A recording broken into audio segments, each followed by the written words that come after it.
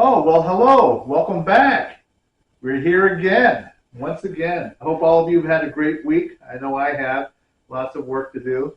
Um, so, So you didn't have to play at the. You did play today. where? At, Lamar? Yeah. No, I did not play. Well, you didn't have to today. do it. No, Oh, that was the last 2 weeks that we screwed up. Yeah, the last 2 weeks. Yeah. By the way, everybody, we did not take like a huge vacation. No, we did not. We screwed up the previous 2 weeks. 2 weeks ago, I forgot to turn on the microphone, and there was great video, no sound. Yeah. And then last week, I forgot to push the record button. And Dimitri found out, and he was going to do a show, but he was laughing so hard he said he didn't think he could do it. Plus, he was out in Russia. Yeah. Back in Russia. Oh, that's what you heard? Huh? That's what you heard? He's in Russia? No, well, no, the thing that he laughed so hard. Oh yeah, he laughed so hard he couldn't. He said he couldn't stop laughing, so he couldn't really do a show. So he was going to try to do. That's what he told you? And he said it's amazing the Americans won the Cold War. Mind you, he texted And me. he wasn't friendly to the Soviets. He told me he laughed so hard he wound up in the hospital. That's what he told me. I bet he did. Yeah, I'm sure he did. That's socialized medicine. Yeah. And our boys are away Yeah. at summer camp. So we're on our They own went off. today. So it's just us today.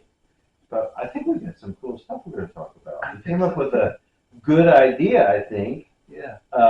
when we were screwing things up last week. Yeah, we did. Yeah. But anyways, if you like our content, you like our company, you like our conversations, you like our topics, please ring that notification bell, subscribe, give us a thumbs up, comment. Please put on some comments. And Tell you. we didn't identify ourselves yet either, really. Not yet? When we came on. Oh, So I'm Mark, I'm Elmer. and this is PSI. Yeah, definitely favorite it. And Yes, absolutely. give us a thumbs up, stuff like that. But anyways, I also wanted to give our usual call out here. Don't forget it. Corey's Piano Polish makes your piano shine. You're hoping at some point they're going to become like major advertisers. Contributors, right? yeah. Hopefully, maybe one day. You never know. I mean, You remember the years ago the Garrison Keillor show, Prairie Home Companion? Yeah. And there was biscuit. Oh, they advertised the flour? powder milk biscuit. yeah, It was totally made up. It wasn't real, but it was. no. No, but this is going to be like our powder milk biscuit, except these guys are real. Exactly. We're not getting any money from it, right? Nope, we are not. But Just that he loves the product, makes his piano shine. yeah, and I bring it everywhere I go, wherever I have to play, just in case. Sometimes he even sprays it on himself. Yeah, maybe. I'll think about it. So, anyways, I hope we've all had a good week. Last Tuesday was my final long hour days. You know, as I was telling you, I don't know if you know about it, but I've been pulling in some very serious hours at the store as of the last 2 weeks. And last Tuesday was the last 6-hour shift I'll ever have to play for a while. 6 hours. With a 6-hour shift. Wow. So I yeah. thought that stuff went out with Biden. Yeah. No, no. So no, when it gets to about 6 hours, Not in capitalist America. now this is then you're grasping for straws. So you see a little kid and you start playing Twinkle Twinkle Little Star. Oh, They'll sit there or stand up and sing their ABCs in front of everybody, or you'll see. you got a big tip jar there? I'm sorry. You got a big tip jar? No tip jar. There's no tip jar? No tip And jar. nobody ever slips you a little something in your coat pocket or anything? Nope. Wow. No. The only way I could get any tips is if they go up to the customer service and leave a comment to say how much they really like the piano player. So if there's a Bon Mar out there, please appreciate your local pianists at the store by giving comments to the customer service to let them know how much you like their piano. Sorry? There's more than one of them. What, Bon Mar? Yeah. Oh yeah. I'm thinking that there may be like 20 stores at this point, at least 20 In the country. in the country. This is a pretty big fancy department Yeah. store. Old fashioned store from Iowa, right? Yep, Iowa. Yeah, so old fashioned enough, they have live pianos going Yeah. into the store. Yeah, and I tell you, customers love it.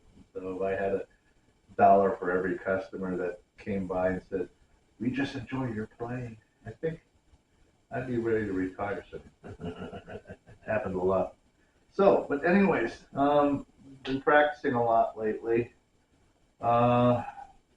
What have I been working on? Well, I decided to work on Beethoven's Opus 3 sonatas. Boy, those are a lot harder than I last remembered. Mm-hmm. Remember particularly the Opus? Is it Opus 2 or is it? It's Opus 2, right? What? The first 3 sonatas. No, they're Opus 3. They are Opus 3. Okay, gosh, not awake yet. But the second one. In A major, yeah. Yeah. The Rondo. Uh-huh. I tripped Charles Roseneth in a live concert, I heard. Twice when he comes back with the Rondo.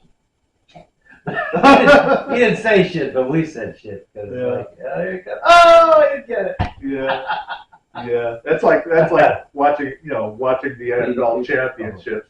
The Super Bowl, and a group of guys are watching the pass go. Oh, he passed it, and he fumbles. Oh, Yeah, same thing. PDQ Bach with this is the baseball. Oh, yeah, it was the sports commentary, Yeah, the Beethoven's Fifth. Yeah, it was kind of unfortunate. But then on that end, the other piece he played on the program, it was like Elliot Carter's Night Fantasy. Yeah. Wow. And I mean the rest of Beethoven was fine. But then there's the thirds. Yeah. That's the scherzo, right? In the C major. In the C major. Yeah, that's the C major one is. Yeah, that's Right. It's a scherzo. The last Oh. movement is the rondo. Oh, that's the one. That's yeah. Well, it's It's first been a while. inversion. Sorry. First inversion triads.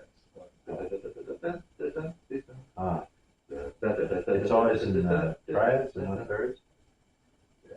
For the most part, it is in Oh. triads. Triads are easier than thirds. Oh yeah. Yeah. Oh yeah. Unless you could go that way. When you play it, are you going 4-5-4-5 at all, or you do all five? Or No, I'm doing all finger 1, 2, 5. all of it. Yeah. Yeah, something. Another idea? Well, in some cases, might just give you a break if you can do a 4-5 with like the E to F or the E to C and top notes. Okay. Time, All right. But it's all in C major. It's all C They're major. white notes. Yeah. Triad. Yeah. For the most part. I think there might be one that's in G major. And then they throw in that F sharp. Yeah, sharp. The G. Yeah. Probably a 4-5. Yeah. Maybe. Yeah. It's been a while. The very first one I ever learned was Opus 3 number 1. That's when The F I learned the F minor. Yeah. I was 14, maybe 13 or 14. Yeah. Did you ever work on the so-called easy sonatas with the Opus 49?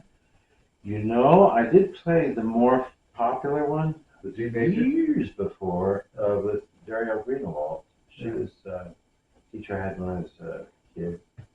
I don't know, 9 to 10 to 11 years Yeah. old, something like that. She was teaching assistant earlier on to Ralph Circle, who was the big teacher. Springfield had gone to Juilliard, taught my father. And yeah, I played that one. Yeah, it is. It is what it is. Well, Funny how they must have wanted, either he wanted some money or they wanted something. Actually, there's a story behind How it. he published those. There is the two. Those are smack dab in the middle of some pretty significant work. Yeah, the two easy Opus sonatas. 53 and Opus 54, and these are Opus 49. 49. Right? Yeah, they're the easy sonatas. What they've been released as. Yeah. Now the story I got was that Beethoven's brother Mm-hmm. apparently he borrowed money from his brother, and his brother says, "You owe me money. You owe me money," and he waited and waited patiently for Ludwig to pay him back, and he never did. And so he waited till he was gone one day. He snuck into his drawing room, found these two piano sonatas, and he went over to the publishers, sold the pieces as Opus 49, and took the money himself. That's why we have them. And so we're not sure the actual intention of those sonatas for Beethoven. Oh, I doubt it. Unless they were just pestering you for some music. And, all right, here you go. I've got more important things to fry. And, you know, and maybe he needed money. Or perhaps he did. I've heard that story about his brother doing it. Yeah. But that's happened before. Well, because so what? Before 49, what do you got in there? There's the F major 2 movement. But that's the Opus 53, right? Is it? The Opus 53 is Waldstein. Oh, you're right. Opus 54 is the F major. Oh yeah, that's right. 54. Yeah. Right. Okay. So what's before that? Gosh, I'm not sure anymore. I think there's a kind of a break in that because there's Opus 28, which is the pastoral, and then it's Opus 31, it's the 3, right? 1, 2, and 3. Yeah, I'm working on the 31. Actually. I've never played before. Yeah. And that's it. I think so. Until you get to 48. So you get the Well, somewhere in there's 3 quartets, I think. I don't remember exactly. But anyway, we're talking on our side of our face. Yeah. Well, anyways, wanted to give you guys some updates as to what could be happening in the future here. We're looking at this book in a couple weeks, The Geese King, right? Mm-hmm. Piano Technique. Find a copy near you from the Dover edition, right? We're also in the future looking at this book, The Lechatitsky Method.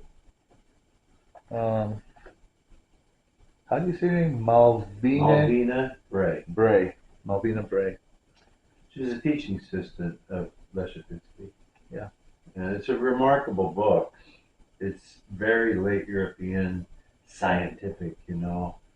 Tons of photographs of hand positions of Lechatitsky's hand at the piano. Yeah. I mean, they didn't have video. So this is about the closest thing you can get to that in a book. He kind of reminds me of the Mad Doctor. And then there's this, Alexander Peskanov's Russian Technical Regimen for the Piano. This is, 5 or 6 volumes, you said? I think with the introduction, it's 6 volumes. Okay. This is the introduction. Look for yours now. Okay, anyways. So, what do we have today? Segments. Well, let's have some fun. Okay. I'd like to introduce the public. Now's the time for PSI at the movies. Okay. Haven't had it yet.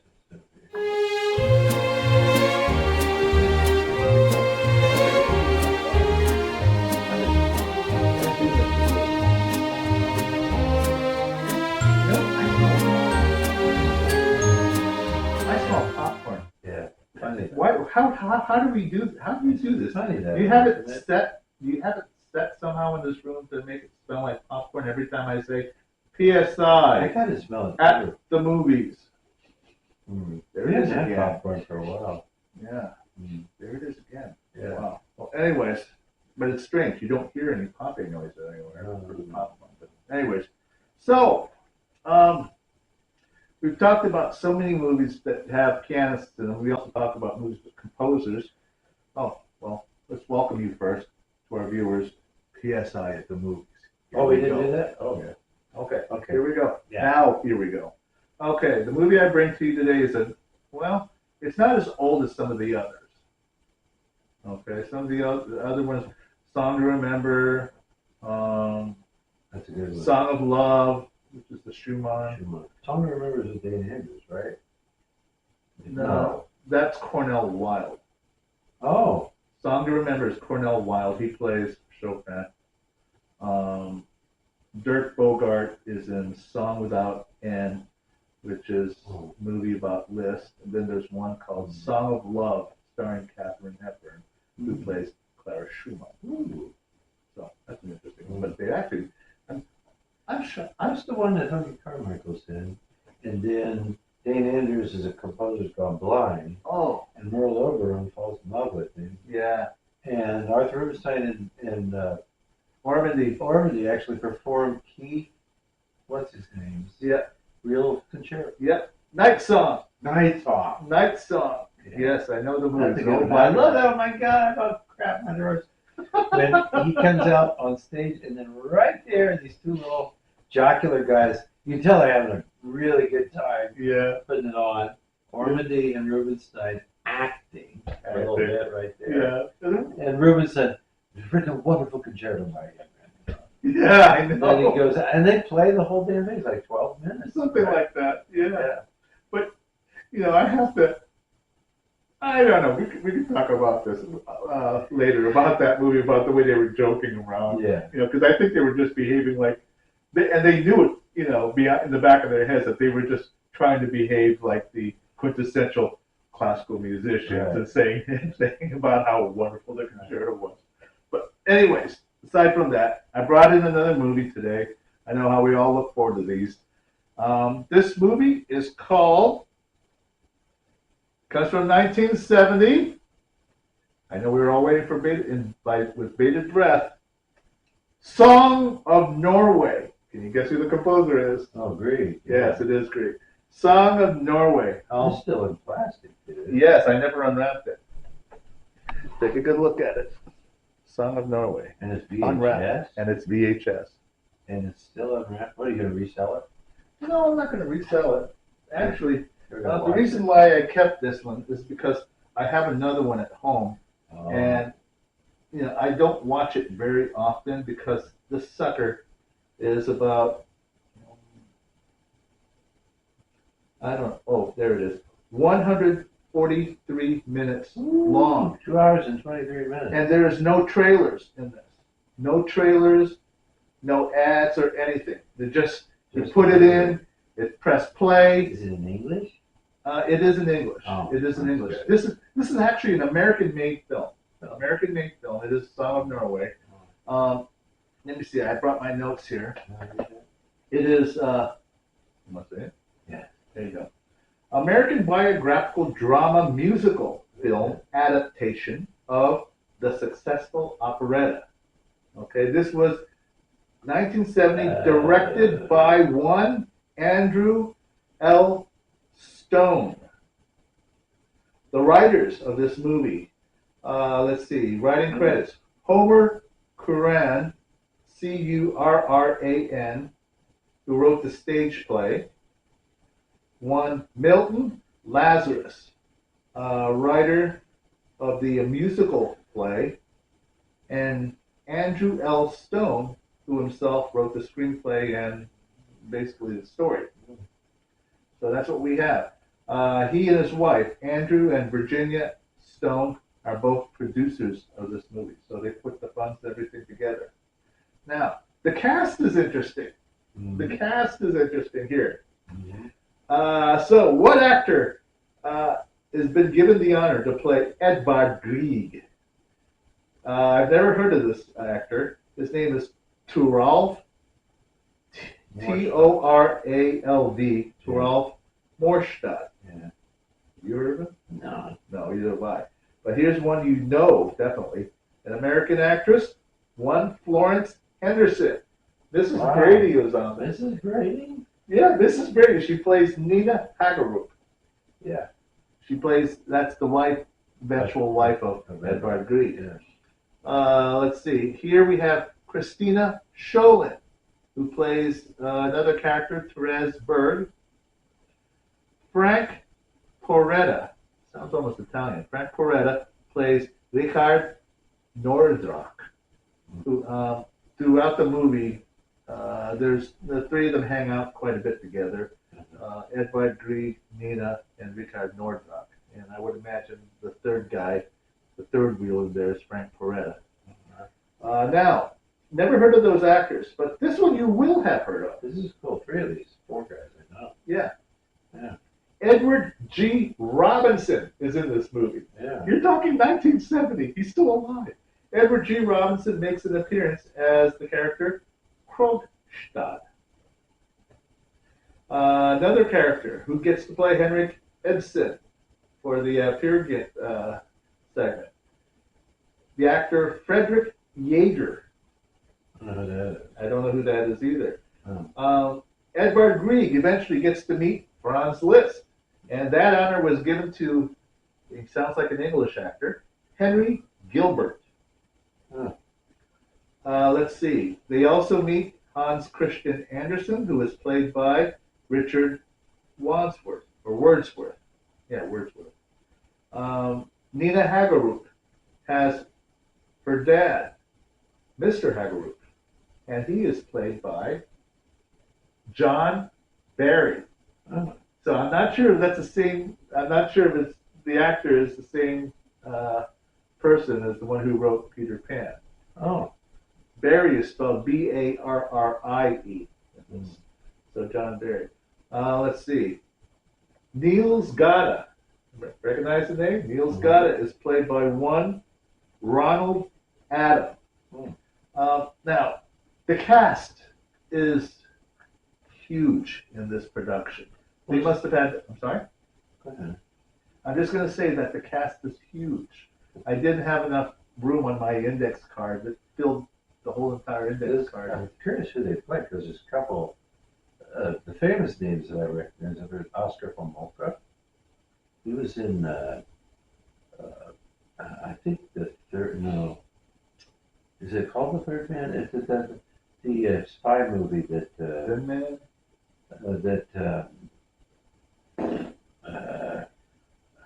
The greatest American director ever, an actor, did.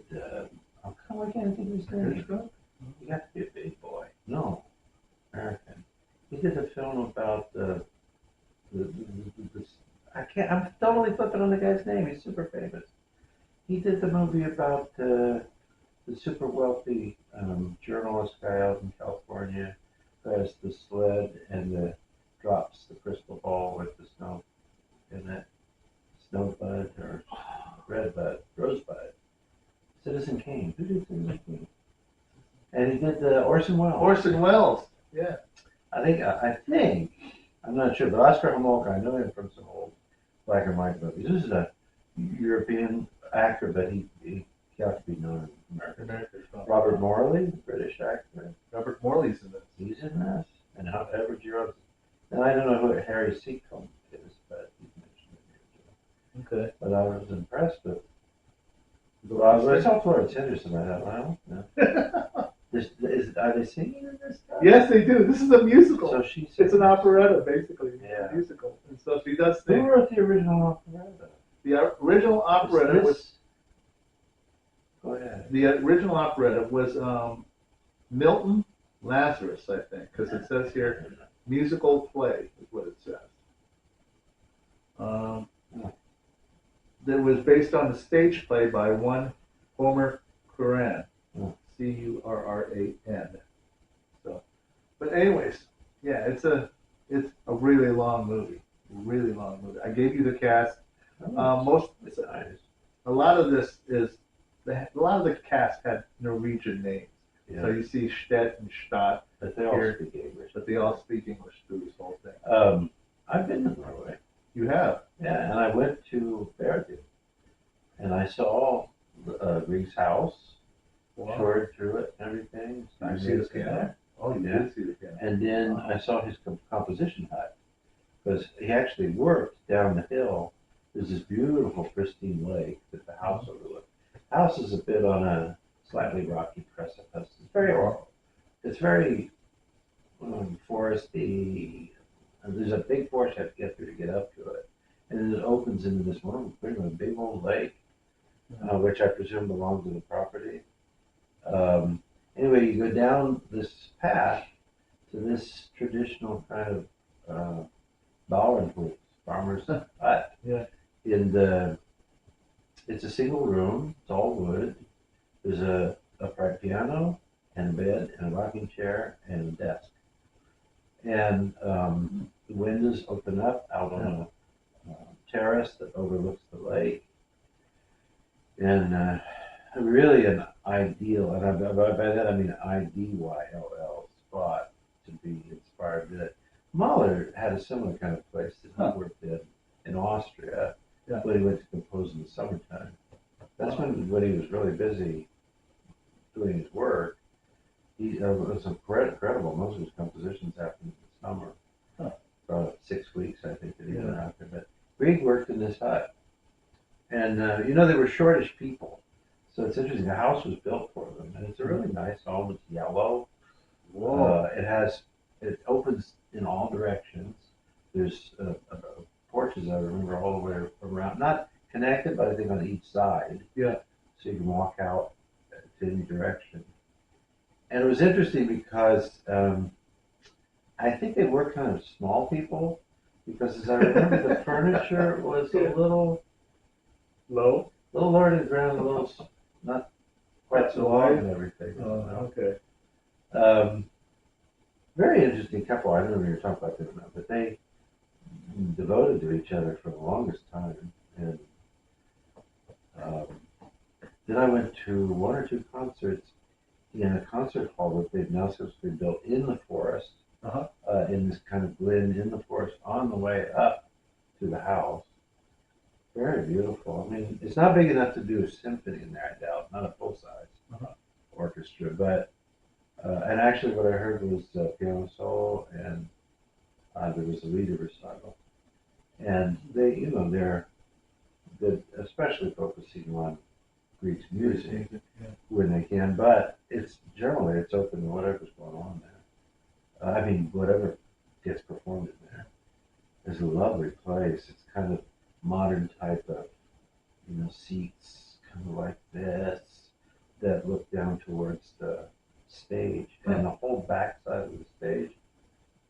And it's a beautiful acoustic. It was really good, as you'd expect, with the wood elsewhere, because the whole back of it is glass that looks out into the forest.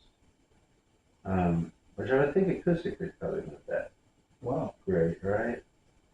But it was a wonderful place to hear concerts, and I bought some of those recordings I showed you in the past. I bought there. They have it's kind of like, I think, like a museum / concert hall / bookstore gift shop kind of thing. And I got some things there. Wow, that's pretty good. That'd be nice. Yeah. So, anyways, down to the nitty gritty. The music department in the production of this movie. Okay. There is a violinist involved, and I've never heard of this person. Their name is Manoug, Manoug, Parikian, or Parakian, or Parik. It's Armenian. Parikian. Yeah, it's most likely Armenian. Armenian? Okay, never heard of them. Ray Holder, the music arranger of the dances and some of the songs. The orchestra, the London Symphony Orchestra, directed by one Roland Shaw. Now, the pianists. The pianists. Here we go. Are you ready for this? John Ogden and Brenda Lucas. Wow. Look at them. John Ogden and Brenda Lucas. My goodness. Wow. Yeah, I know. That blew me away. Is the concerto featured at any time in it? Yes, it's That's in there. John. That's John probably, but they also do like the violin There's sonata. no singing at all? Huh? No singing? Oh, they're singing throughout Oh, the they're whole singing. thing. But is there concert singing? Like, Is there no, there is no concert singing. okay. No, there is. They don't do it his song because there's a ton of them. Oh yeah. And also he wrote. I mean, he was a consummate composer. Oh yeah. All forms really. And, Yeah. there's some wonderful things written for men's choruses. Oh yeah. You know, this is the Columbus Dinner where we did one of his pieces. Yes. We did it in German. Yeah. A lot of Greek stuff shows up in German. Of course. He studied in German. He studied Leipzig. Yeah, he did. Um, But he's definitely a composer. he was one of those guys I told you that when I was younger, I thought, I'm going to just play and record all his music. Because I really. That's a tall order. Yeah, but I was really drawn to it. I liked it. Yeah. I've even learned the sonata. I've never performed it for anybody though. Oh, that slow movement. D minor, isn't it? Yeah. E minor. The slow movement goes in C major. I love the first movement. And honestly, it reminds me of Schumann. Oh yeah. The way it Yeah, unfolds sure at the does. beginning. Yeah. I wonder if Schumann's not a model possibly for it. He was for the piano concerto. That's for sure. Yeah. The Schumann got quite a bit of mileage as far as performances during Grieg's time. It was everywhere. Well, that's because of Clara. Oh yeah. She was out and playing her husband's music, and that was one of the things we had. Yeah. But Grieg was, you know, the story of Grieg took his concerto after he wrote it to Franz Liszt. Yeah, he did. In Leipzig. Yeah. And he was, you know, a bit nervous, and, you know, as anybody probably was back in those days. Oh yeah. I mean, Franz Liszt, I mean, it's like there was Beethoven in the early 19th century. And then I imagine Brahms in his, Liszt in his maturity. Yeah. Had the same kind of aura and profundity about him, the way that people regarded him as they did Beethoven in his time. And then I suppose, lastly, in the end of the 19th century, the other one would have been Richard Wagner, probably. Richard Wagner. He was reviled by a lot of people, but other people yeah. just thought he was a genius. Or Brahms. But Brahms was actually more approachable, many people said. You know, I mean, people had huge respect for him. But I think he was a more quiet and gentle kind of person. Yeah. And self-effacing as it might. But no, I'm thinking of like giants, you know. Yeah. So anyway, Grieg goes into Liszt's house, residence. And, Liszt was famously very friendly and always curious and very supportive if he could be. I mean, he realized the weight that he had and the responsibility he had in a way of everybody and their mother wanted to bring in their music and stuff and wanted his opinion because Liszt said this, you know. But he took a piece from Grieg and he said, well, let's see. Opened it sight unseen on the piano. Yeah. And began to read the orchestra and then the piano parts. And I'm not sure what it was in full score. Yeah. Was it full score? Which would be more impressive. And apparently was talking during the time while he was playing stuff. Really, oh, this is wonderful, you know. Yeah. He was just playing through the whole thing from beginning to end, and Grieg was just sitting there like, he's sight reading it, everything, the orchestra parts, and everything. Yeah. Beautiful melody, but wonderful. And finally, he's done, and he sits there for a minute, and then he closes the book, and he gets up and walks over to the room and hands it to Grieg. I don't know exactly the words, but you know, it's a masterpiece. Wonderful, wonderful, my boy. You know, and like that. I mean, that would be a hell of a story. Oh yeah, to get an endorsement from Liszt. Yeah. Gosh, yeah. Now, Mike wanted to say one more thing about this operetta. Yeah, I did. I showed that. I brought it up there. Every song they sing here, the choruses, vocal soloists, every song is based on a melody by Grieg. Oh. So they borrowed everything. So they borrowed everything. So well, it's done in English. Yes. You know, a lot of his stuff. It's interesting because I think he was so popular and popularized. Oh yeah. When I was in Bergen, they sang the songs in Norwegian, which was the original language. Yeah. Yeah. But when I've heard Grieg performed here and in Germany, yeah, this is German. In German. And rarely, but they always exist. There's always English versions as well. Oh yeah. And actually, when you play his piano music, the ones that I think I have an older one. Is it Ditson? Oliver Ditson? That was a Boston publisher, right? Ditson. I don't remember that name. There's of course Theater Press, but I think it's Oliver Ditson. But anyway, it's a Boston publication. Those titles are in English and German, I think, or really might even be in English primarily. But I have the Dover publications, and those are at first they're in Norwegian. Yeah. And then I think on one side and the other is German and English.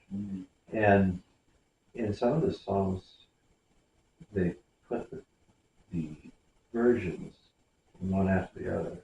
Wow. In the same song, so you can choose to sing what you want. I mean, what that says is that people really like the stuff, and it was popular enough that the publishers would go to that trouble to lay them out like that. You know, I don't have any of the songs in original Norwegian here. Yeah. I imagine we could buy them. You could buy them on yourself here or something. Now, let me ask you: have you even heard of this movie? Mm-hmm. You have heard of this movie? I have actually. Okay. Yeah, I've heard of that one, and then there was a very famous one it reminded me of. I can't think of the name of it. That goes back to the 19th century. Yeah. It was a story about Schubert and his love. Oh. And I'm not so sure about what that was, and adapted by who was the great American musical writer guy for the Broadway stage? Gosh, It's like Lerner and Lowe. No. Victor Herbert. Yes. Victor Herbert? Yeah. Okay. I'm not so sure if he's the one that had something to do with it. But it was back in those days. Okay. There was one about Schubert as well. Oh. It's quite fictitious because, it's a musical. well, he gets the girls. Oh, okay, of course. Well, you'd have to have that. Modern scholarship is pretty certain that it wasn't girls that he was after. Oh, gosh. So anyways, you saw the box, right? Now I found this particular copy at the thrift store north in Marion, Ohio, and it was when they were way in the back, and it was, I mean, my allergies kicked up every time I told me about it. Okay. Yeah. Now you would think it would end here. No, it doesn't end there. Uh-oh. There's more. Let me see if I can find it. There it is. I found the soundtrack recording on cassette.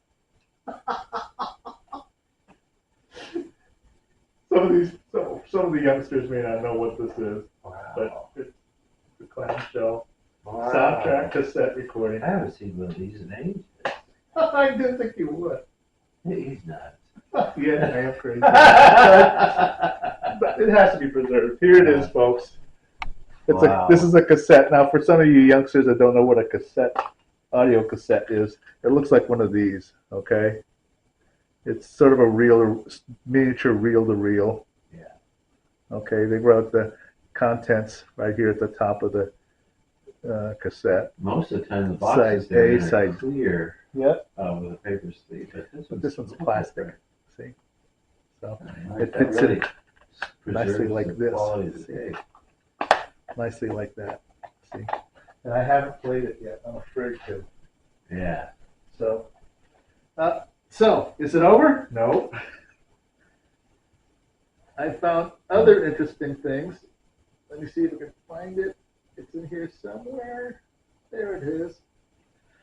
So we have the video, we have the soundtrack. I found sheet music.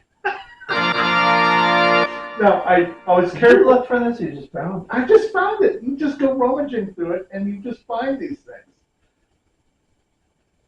Now, I was careful to shake this out before I brought it in here, because I noticed every time I bring something from my archives, you sometimes sneeze.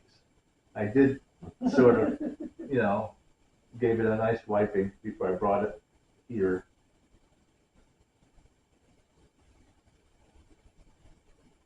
Wow.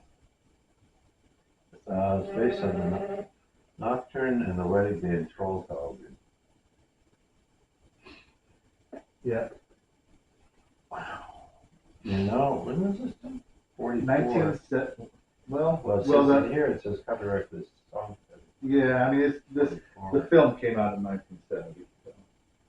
So. This is interesting. I mean, this is not your typical learn and love kind of thing. No. There's some serious dramaticism in here. Well, it's Greek too. Yeah, that's what I mean. And some interesting diminished chords. Wow, I'll show that. Okay. Both the cover and the first page or so of the music itself. Okay. So the musicians can see it. Sheet music from Song of Norway. It opens like this. First page. I don't know what that is. Is this the libretto? Oh yeah, it is. And then we open to this.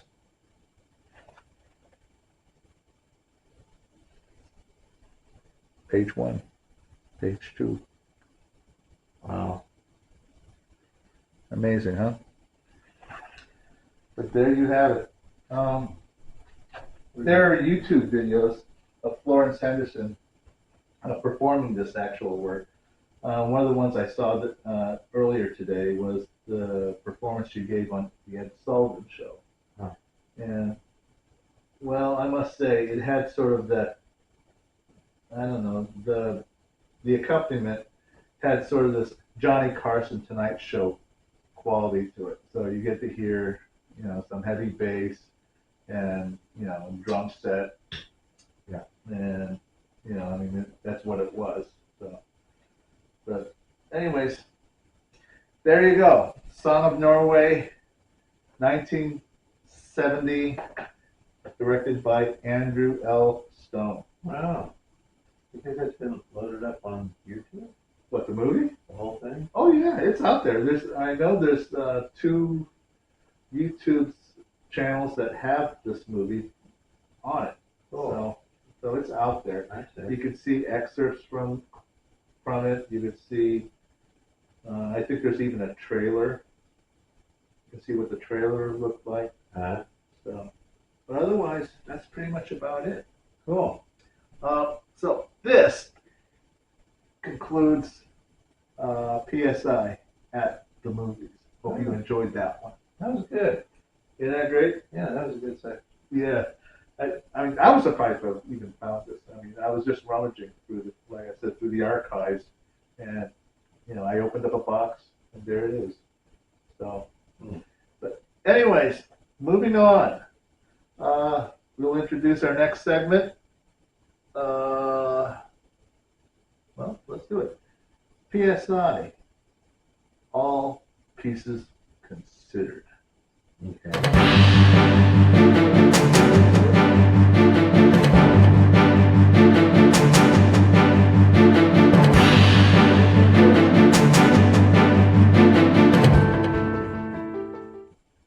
Yeah, music camp. Yeah. Studying kazoo and nose flute. Oh, wonderful. Yeah. How about armpit? They probably do that. Yeah. Oh, they're back? Yeah. Okay. Oh, sorry. Yeah. All right. Welcome to PSI, all pieces considered. Huh. There goes that sound again. I hear typing. Yeah. We go from popcorn, now I hear typing. Yeah. Wow, interesting. So, what I bring forward today, let's see, I actually brought in more than one piece today. I didn't feel like we talked about this piece very much last time I brought this, but this is that transcription of Respighi of the Frescobaldi Passacaglia. I don't know if that didn't make it out. That was the last show that we tried to do. You know, you could be right. Yeah. I'm not sure this has ever been brought up to you before. Okay, well, This is all right. the first Well, one. let me bring it up. Yeah. This is published by Master Music Publications, Inc. There's the title. You might probably recognize the picture too, but there it is. Freely transcribed by one Ottorino Respighi. Uh, Brilliant work. Absolutely glitters like gold. And it's only, what, 6 or 7 pages? 1, 2, 3, 4, 5, 6, oh, 7. 7 pages. Take a good look at it. It's in the key of B flat major. It's a Passacaglia, originally for organ, freely transcribed for piano by Respighi. Now, for some of you who may not know this, the Passacaglia is sort of a form of theme and variations. Okay, the usual variations is usually, well, you're given a melodic theme, and what follows after that is usually variations on the melody. Okay, this is a Passacaglia. A Passacaglia is sort of like the variations, but the Passacaglia, what it is you're given a sort of a ground-based theme. It's usually in single notes or in octaves, for tone support, and you're just given this bass line, and you just make of. Usually, the composer just make of it as what they see as a melody for the bass, and after that, it's the variations. They harmonize that bass line into just about anything they want. This is really interesting. This one. Now, the bass line here, the bass theme, the ground bass, is only four measures long, four bars. And then after that, it's harmonized. It is ornamented. He's thrown just about everything but the kitchen sink on this. It's amazing that the original composer is Girolamo Frescobaldi. And so it's a brilliant work for an organ piece, but as a piano work, what Respighi has done with it is an absolute miracle, I think. I'm surprised this work hasn't been known more than it has. Most of us know Respighi for his orchestral works. Even fewer people know that he wrote solo piano work, but even fewer people know that he wrote piano transcriptions.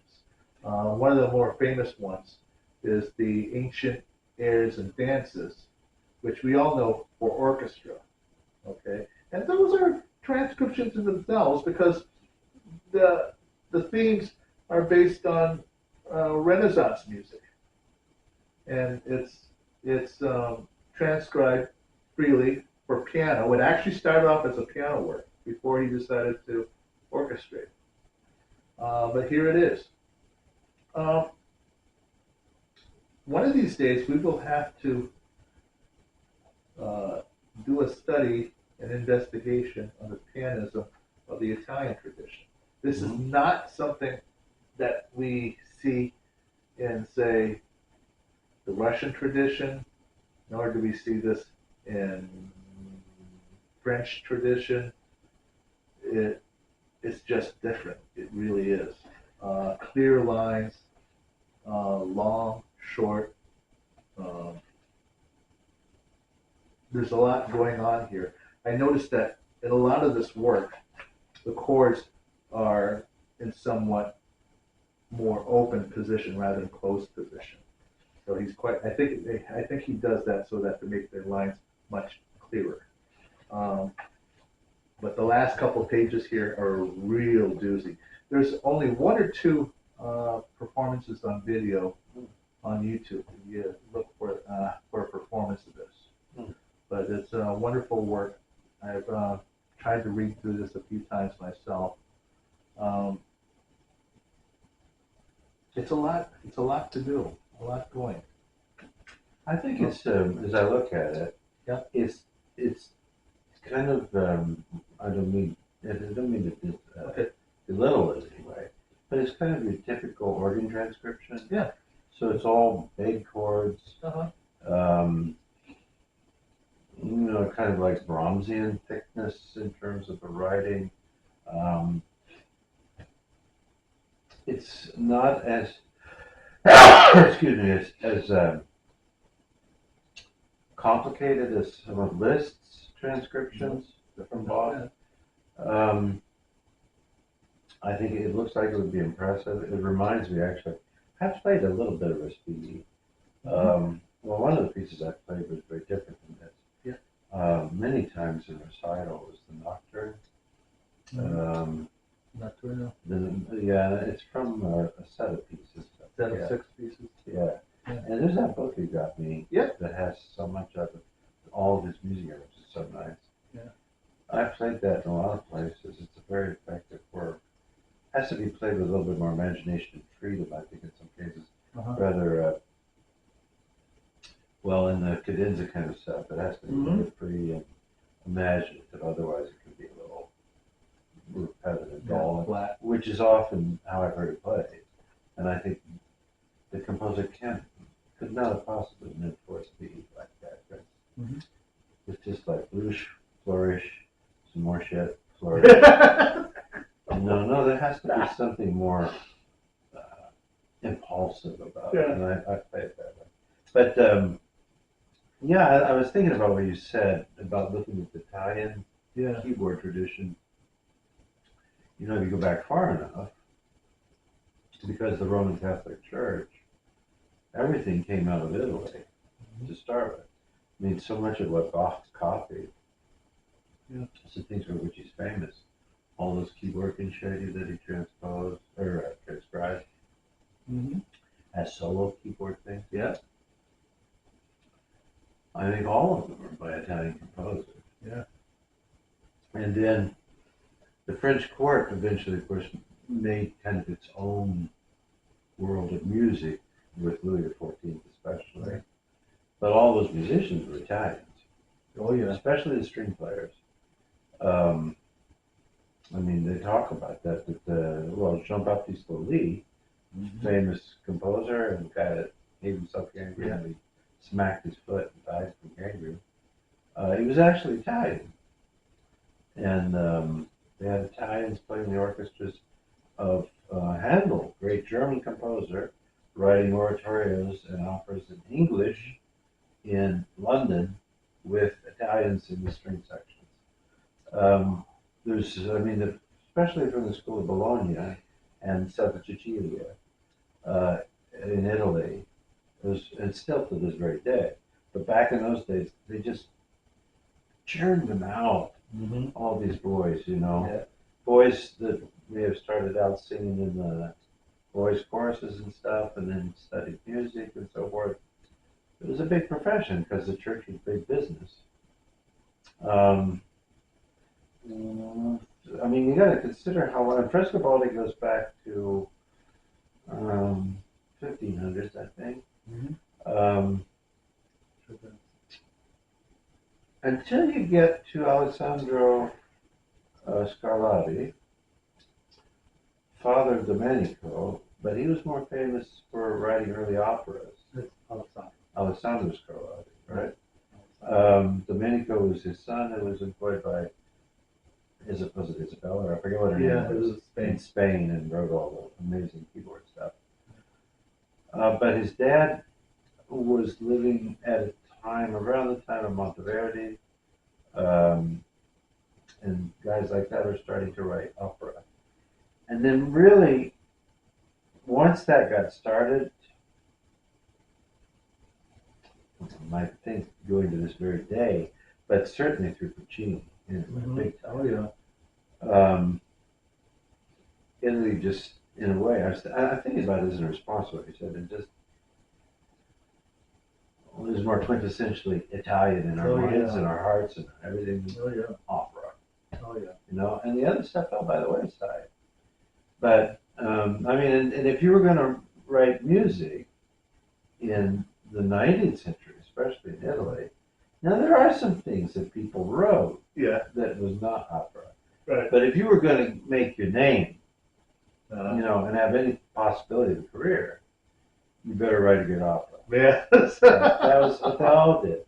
It's like, Yeah. you can imagine these little Italian villages with these guys with their little pianos in there. And, Yeah. and trying to come up, kind of like, what was the part of New York City that George Gershwin worked in as a young boy? Oh, to That alley. Yeah. Writing that Yep. next great hit. Yeah. That was the Italians in the 19th Italians, century, yeah. right? And then it was so popular, then they were everywhere. I mean, Bellini, for example. Bellini and Rossi. Donizetti. Donizetti's one of the brothers ended up in Constantinople, a composer to the Suleiman of Suleiman?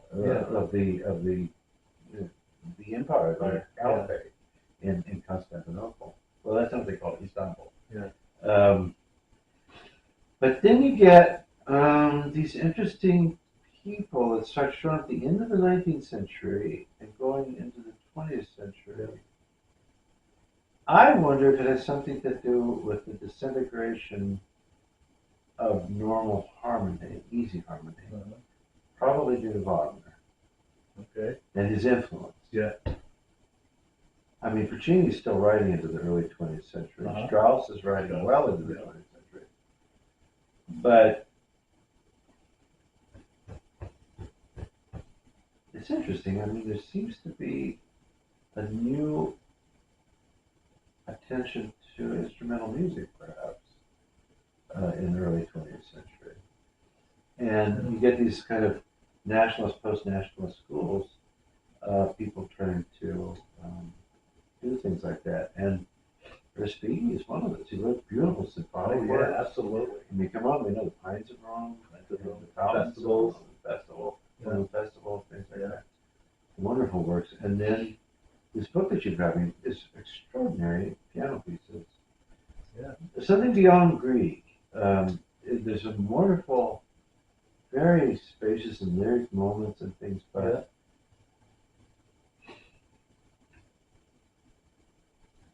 I'm thinking, I don't know, but I wonder if Busoni's music had any kind of effect on Respighi.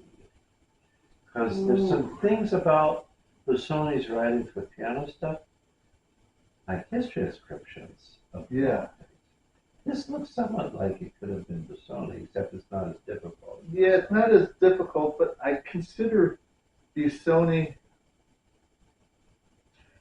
he's like the Italian who studied German techniques. Yeah.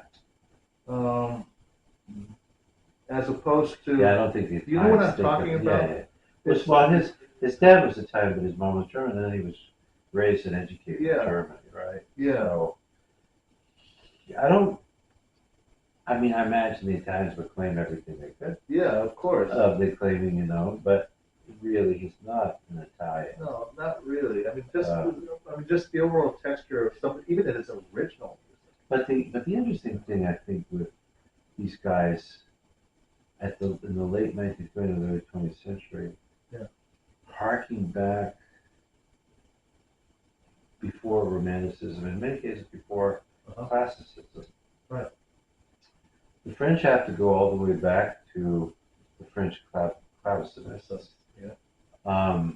Back to the days of Rameau and Charpentier, and Charpentier. But no, those are the big guys. Also CH, right? Wonderful pieces. I can't think right now. Okay. I'll put his name up. Benjamin Britten does the same thing. And going back and looking at Henry Purcell and various things like that. And it's interesting because Respighi goes back and has very colorful history to look at, all the way back to the Romans. And trying to recall those kind of things. There's even some big long horns that he uses. Is it in the Roman Festival? It's in one of the orchestral pieces. There are a horn which they believe existed in the Roman times, and he uses it in the orchestra. Okay. Big long, and they like that. So you're Last. talking, yeah. So you're talking like Plains of Rome or something. That could be it. Yeah, because they kind of like that huge, Yeah. big sound that they make, Yeah. and that kind of, party kind of Yeah. thing. Um, and I think it's interesting Yeah. because it's interesting to me that because of him and Alfredo Casella, who also did a lot of interesting work, and one doesn't associate these guys. No, I don't know Casella did, but I'm thinking probably about Wally. But How about Valley Piccola? the Piccola, but he ends up in New York. He's a friend of America, isn't he? Anyway, what I'm thinking of is that finally you get Italian composers that aren't writing opera. Yeah. They kind of like crawled out from under the monster. Because when you think about it, going back all the way possibly to the time of Monteverdi in the 17th century, people. Yeah. Back to the time when Queen Elizabeth was still around. Thereafter a bit. And great King James, for example. From then until Woodrow Wilson in the First World War, you had this, and then you have the massive testicles, so this is not meant for children, of Verdi and Puccini and Rossini hanging over you, Verdi. And every young composer, when you think about it, at least until the 20th century in Italy, probably felt this huge burden. Yeah. Well, we're going to have to write an opera. Yeah. And then, of course, they're still doing it in modern times, but there's this sudden burst of, I'm thinking it's possible that it could have also come due to the modern Italian state, the development of it. But that all started around the same time as Germany and Italy, the late 19th century, getting their nationhood. This is the first time since the Roman Empire that Italy has been, the whole boot, is unified as one nation. Yeah. And then it's interesting because you get some very proud Italian moments. And it almost sounds like Italy, doesn't it? The string quartet that came out of Italy, young folks. Oh, They were so powerful. I've got the complete Beethoven string quartet. Il Quartetto Italiano. yeah. Isn't it? The Italian quartet. There were 4 young people, late 20s, around 30 or something like that. I think their teacher put them together or something, but they started out doing some performances on radio and then became an immensely incredible and really wonderful string quartet. That's a more recent discovery for me. I know and loved some of the old German quartets. I loved Adolf Busch people, his stuff. And there's some American ones that eventually developed, which are really quite impressive. But then there was Quartetto Italiano. And I bought their Beethoven. And there's some other things that I got from them too. There's some famous, like almost everything they recorded is historically regarded as, wow, that's a keeper. The Ravel string quartet, Debussy, those are on one album. A number of things like that. And then you start to get Italian pianists.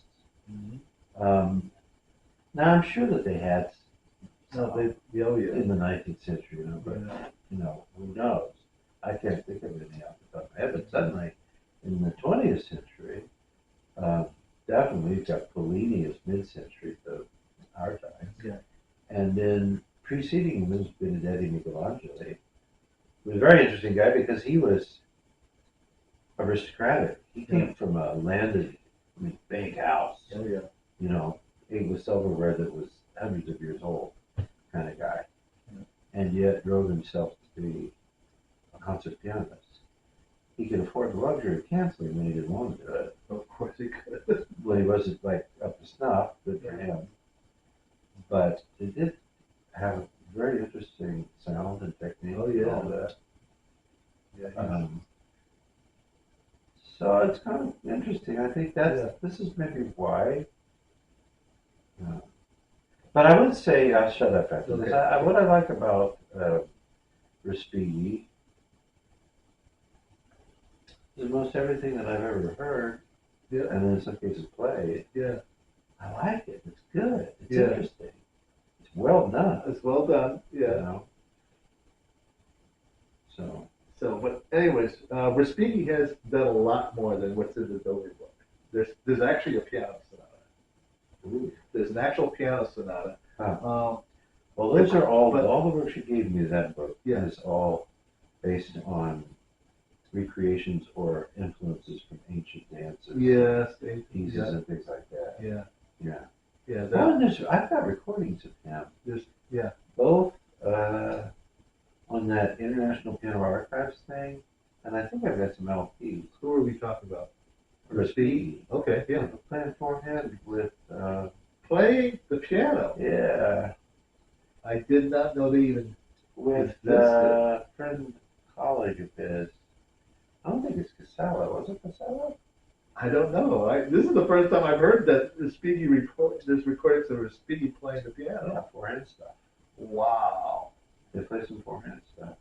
I have to look that up a little bit, but Yeah, please do. I'd like to know more. it's him, and I think it's Casella. You think it's I think Casella? they knew each other, and then they were playing together. Wow. Yeah.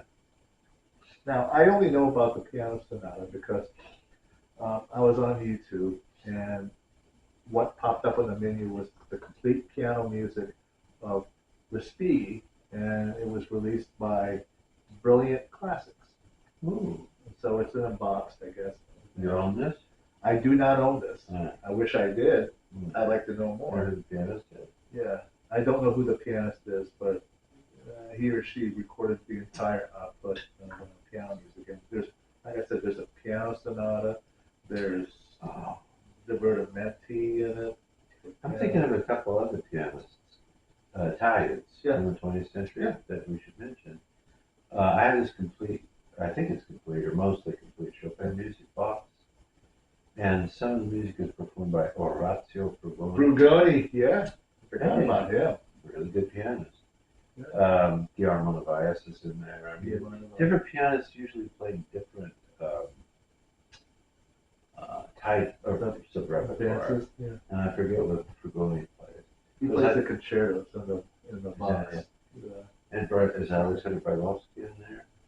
He is not. You have the Chopin collection. There's Walter Klein, There you go. Ingrid Habler, Peter Frankel. Peter Frankel, yeah. Novaes Novaes plays is on Nocturnes. there. Novaes is playing the Nocturne, and I believe she also plays the Ballades. No, that's Peter Frankel. Peter That's Frankel an plays interesting point. the Ballades, the Fantasy, and the Polonaises. Guillermo Novaes plays the Nocturnes. Oh. And I think it's the Mazurka she also And then plays. he's a new discovery for me now. Who? The Italian guy, I think he's dead now, but Okay. he said he took some lessons with Horowitz and became an amazing. Oh, him! Serge Fiorentino. Yes. Yes, Sam- Fiorentino. Oh, Fiorentino. he is brilliant. Really amazing. I really love this guy. He's really good. I've got his recordings marked as want to get them. Whoa, they're really expensive. Oh right? gosh, It's like- yeah. This man is There are brilliant. multiple records. Yeah. And, like he plays some this and this and that. But you're talking 80 to more than $200 or $300 for this Yeah. stuff. They're a bit rare, and then he just died recently, I think. So I don't know. somebody still got some claim on Yeah. this. Yeah, but stuff. hey, folks, Serge Fiorentino. Maybe we post the name up Yeah. when we upload. But find his frock is exquisite. The frock, his rendering of the frock piano works are absolutely exquisite. The the Prelude, let's see, Prelude, Fugue, and Variations, in the Harold Bauer transcription, beautiful. The Prelude. Show them that. I'll be right back. Okay. Wow. Yes, I know this collection. Oh, we did miss somebody. Rina Kiriakou. I would imagine she's Romanian. This is what he was talking about, the Chopin collection. I'm not sure, but I think this collection used to be released and published and released by Box, B-O-X. So this is the first time I've heard of it being distributed by Murray Hill Records. Nice picture. I'm sure you all recognize it. Eugene or Eugen Delacroix. Yeah. So, but yeah, I remember this collection years and years ago. My mother told me that Dad had gotten her this collection for Valentine's Day. That's quite a collection. And back then, it was quite a collection. So, and the records are heavy. So here you are given preludes, waltzes, nocturnes, polonaises, scherzi, ballades, impromptus, mazurkas, and etudes. That's quite a bit. And Guillermo Narvaez plays, I believe, the preludes and the etudes and the nocturnes. Boy, what a collection. See, it even says here, Profile of Chopin by Delacroix. Beautiful. A few episodes ago, I think I remember telling you guys about the movie Impromptu, which is basically a comedy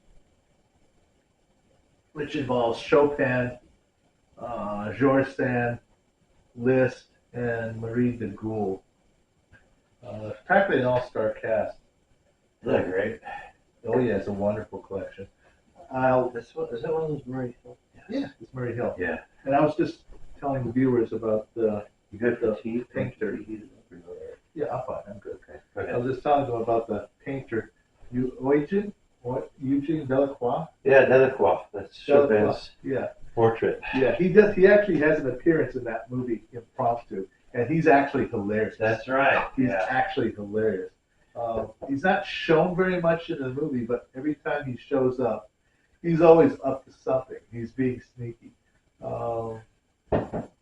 There's a scene in there where everybody's going out on an outing and they're doing, let's see, Chopin, Liszt, and Georges Sand are lying in the fields doing some kind of opium thing. Meanwhile, Delacroix, who's already had his fill of opium, goes out and he finds this corpse. Corpse? Animal corpse. Yeah. And it's remains on the ground, and quickly he grabs his sketch pad and starts sketching, the dead thing that's been just ripped apart by some other animals. So, I'm not sure. I think he was one of those artists that, dealt with things like that. Corpses, things, and animals, Well, all tearing artists. each other. I think all artists are drawn to that. Making anatomical drawings because it tests their technique. Yeah, well, I didn't know that, but I just noticed that about Delacroix does that quite a bit. But he's funny in that movie, by the way. Delacroix. I mean, he's chasing women and he's sneaking around. It's hilarious. I'm going to put this collection here on your couch, okay? Okay. Don't want anything near it to damage the goods. Okay, so we're going to move on, continuing on in our segment of All Pieces Considered, and I bring to you, if I can get it out. I've been out on my outings again, Uh-oh. And I found a copy of the Toccata Ostinato, composed by Robert Palmer. Recognize the title of the name? No, but I know his name. Robert Okay, Palmer, yeah. here it is. I want to show this to our viewers here. Toccata Ostinato by Robert Palmer. It's not real well known today, at least not from what I've seen so far. But this work was dedicated to William Capell. Really? And if you find the I think it was the RCA release of his complete recordings, he plays it on there. There is a recording of him performing it. It's not a very long work. I think it's about maybe 3 minutes about. 1, 2, 3, 4, 6 pages long. And it is published by Elkan Bogle Company, Inc., Philadelphia, Pennsylvania. And if you can imagine, on its release, it was only 75 cents. So, anyways, I found this at the library, and they sold it to me for a quarter. Wow. So there it is. Like I said, there's not very many performances of this work, and I'm sort of highly doubtful that many young pianists are even aware of the work or even the name Robert Palmer, except for the 1980s pop star singer Addicted to Love. Not that guy. Okay, this one's much older than that. But anyways, like I said, it's a 6-page work, and it's a toccata that's based on an ostinato on the left hand. It's basically almost continuous throughout. There's only a break in the middle of the work. I would imagine it's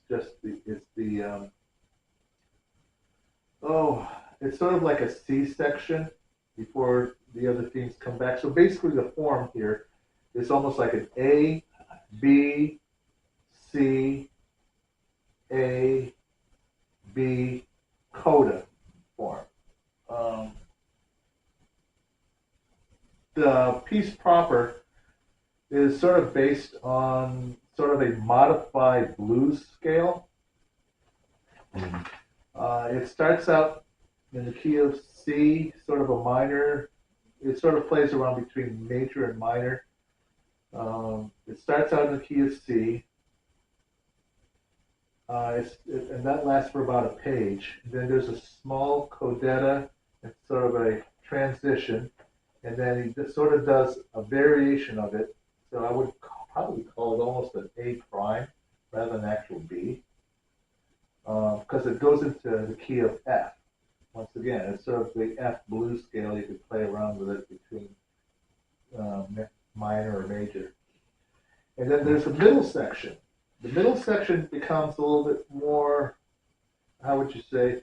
I don't want to say it's not lyrical, but it's melodic, and he plays around more longer valued notes that tend to sing a little bit more than what he has at the beginning. Some little tricky counterpoint going on with just the right hand, while the left hand sort of just tinkles here in the middle of the register. And then it only lasts for about a page and a half, this section, before everything comes back to the original opening material. But it is a brilliant work. It is a very brilliant work. And if you go on YouTube, you'll see a few handful of performances of it. One of them is a 30-something pianist who performs this, and apparently he's a big admirer of William Capell. And so he performs this work, and he tells his audience about the origins and about this work. And he's a very big William Capell admirer, and I think his intention is to perhaps do a recital series or maybe even some recordings of works that were actually dedicated in his name. So you're talking, because he does talk about this pianist, I can't recall his name, but you can easily find it. There's not very many videos. Aaron Copland had dedicated one of the blues pieces, but Number three, you know it. to Willie Capel, yeah, I played those. And he's also written a Four piano 26 minute work, solo piano work, Fantasy, which is, boy, that We're will talking about this guy, Robert Palmer? Aaron Copland. Aaron Copland. Aaron Copland. It's a fantasy for Yeah. piano, Yeah. dedicated to William Capel. Yeah. And that work, like I said, I'm going to guess it's nearly 30 minutes long. It's very complicated. Tests not just technique, but it'll test you intellectually. William Capel was a student of Olga Samaroff. He was. Yeah. And he was not a generation, probably, but half a generation before Ben Clyburn. Yep. So he came out of studying with Samaroff in New York in the 30s and 40s, I believe. He also studied with Levine stuff. Yeah. He did have a few lessons with Joe. He was a Juilliard. Yeah. And he was a Juilliard, American pianist, and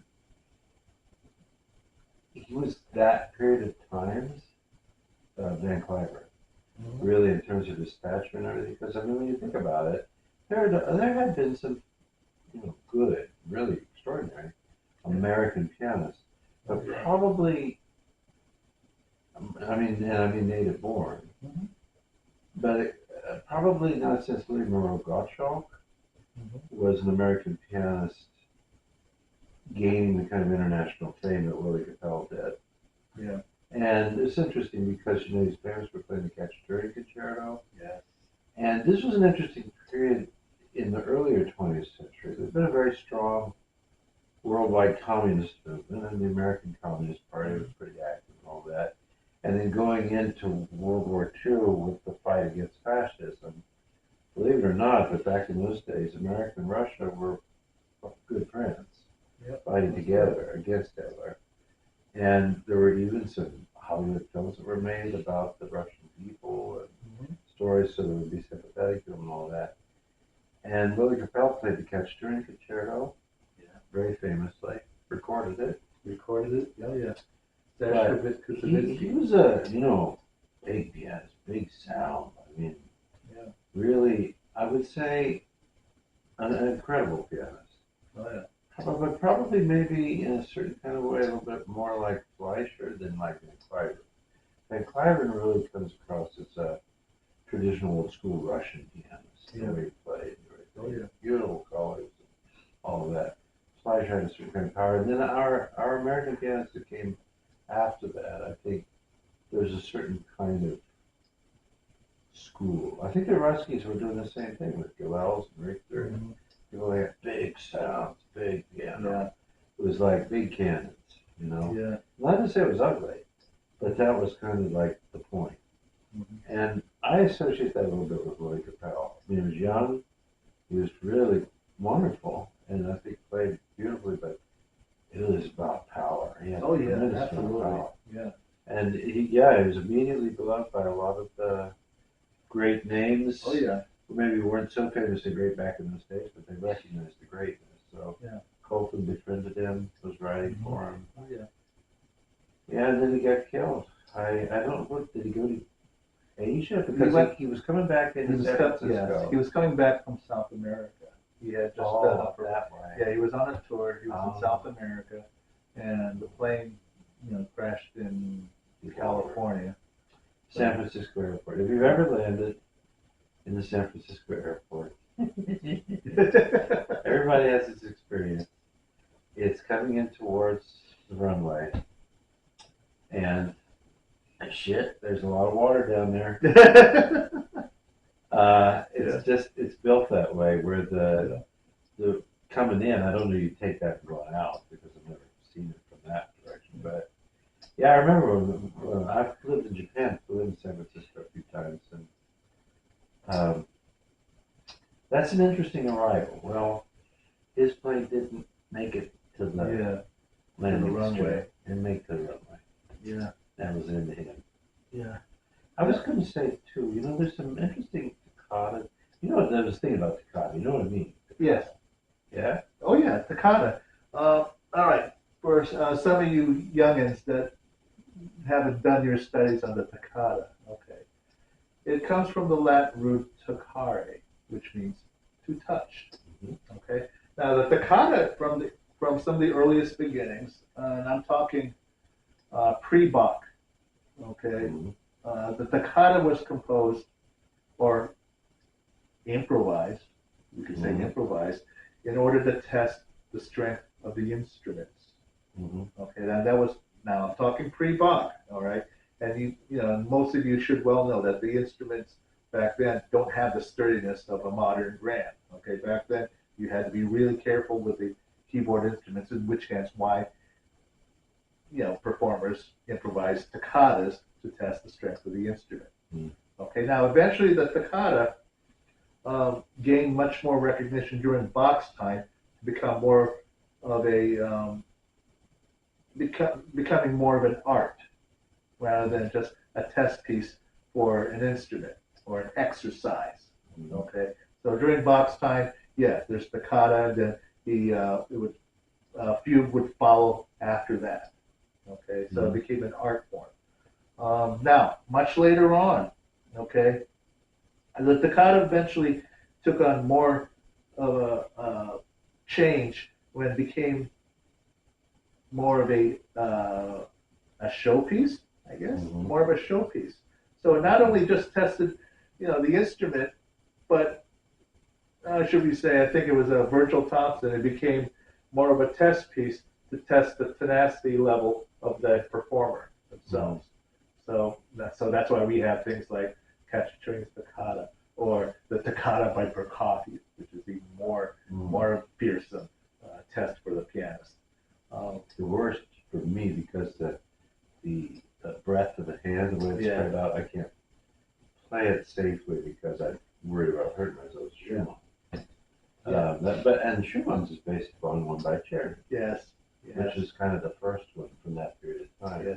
Toccata by Schumann. Yeah, when the toccata is generally two things about it. It's a lot of running notes. Yeah. Just getting around the keyboard, checking things out. It moves perpetually. And it's more free, like compared to the passacaglia you were talking about. Yeah. Those are things that you're controlled by form or dance form or something like that. The toccata is a truly kind of open, improvisatory kind of piece. Yeah.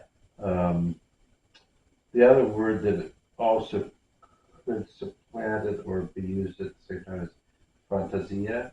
Like I've got that sitting on the piano. Yeah. Chromatic fantasy confused. Yeah. That could just as easily kind of be a toccata. I mean, in a sense. It could be. It's basically a free moving, running kind of piece. That has a very improvisatory quality. But like he says, I was thinking that this one looks. Well, there's a famous recording of Horowitz playing the Puig. The Puig toccata, yeah. A little dinky one. It's like 2+ minutes. Yeah. And it's like fast as hell. Yeah, it's supposed to be presto. And Horowitz, at that age and back in those days. Yeah. How do Rubinson always back in those days, at least immediately, didn't play things that were written for him. Yeah. And some cases he never did. Isn't one of the Petrushka things written for? It is composed for Rubinstein. The whole thing, right? The whole thing. Well, it was just 3 movements. Yeah. Just 3 movements. But he never recorded it. He didn't record it, but he did perform it. Yeah. He did perform it. There's a Carnegie Hall recital in his older years, where he did perform it. Now, for some of you who have watched that video, you will have noticed that he does retouch a few things here and there. Rubinstein did that. So, and you wouldn't notice it if you knew the score, okay? But otherwise, it's actually, everything about it says Rubinstein on it. because it fits him as a Yeah. the gentleman and his. I mean, even though some of his playing can be rather flamboyant, but there's a gentlemanliness about it as well. He's poised. Yeah. I Not Frederick Chu, didn't he play the Frederick Show. Patricia pieces? It wouldn't surprise me if he did. No, it was him. There's a Chinese pianist A Chinese who I pianist. remember just playing. Wow. Yeah, there's another guy. Kind of a shortish, little round kind of Chinese guy. Not a big fellow. Oh, okay, that's who I was thinking of. Well, who are you thinking of? I was thinking of this Zhou Wang Chinese pianist. There was actually, New fella?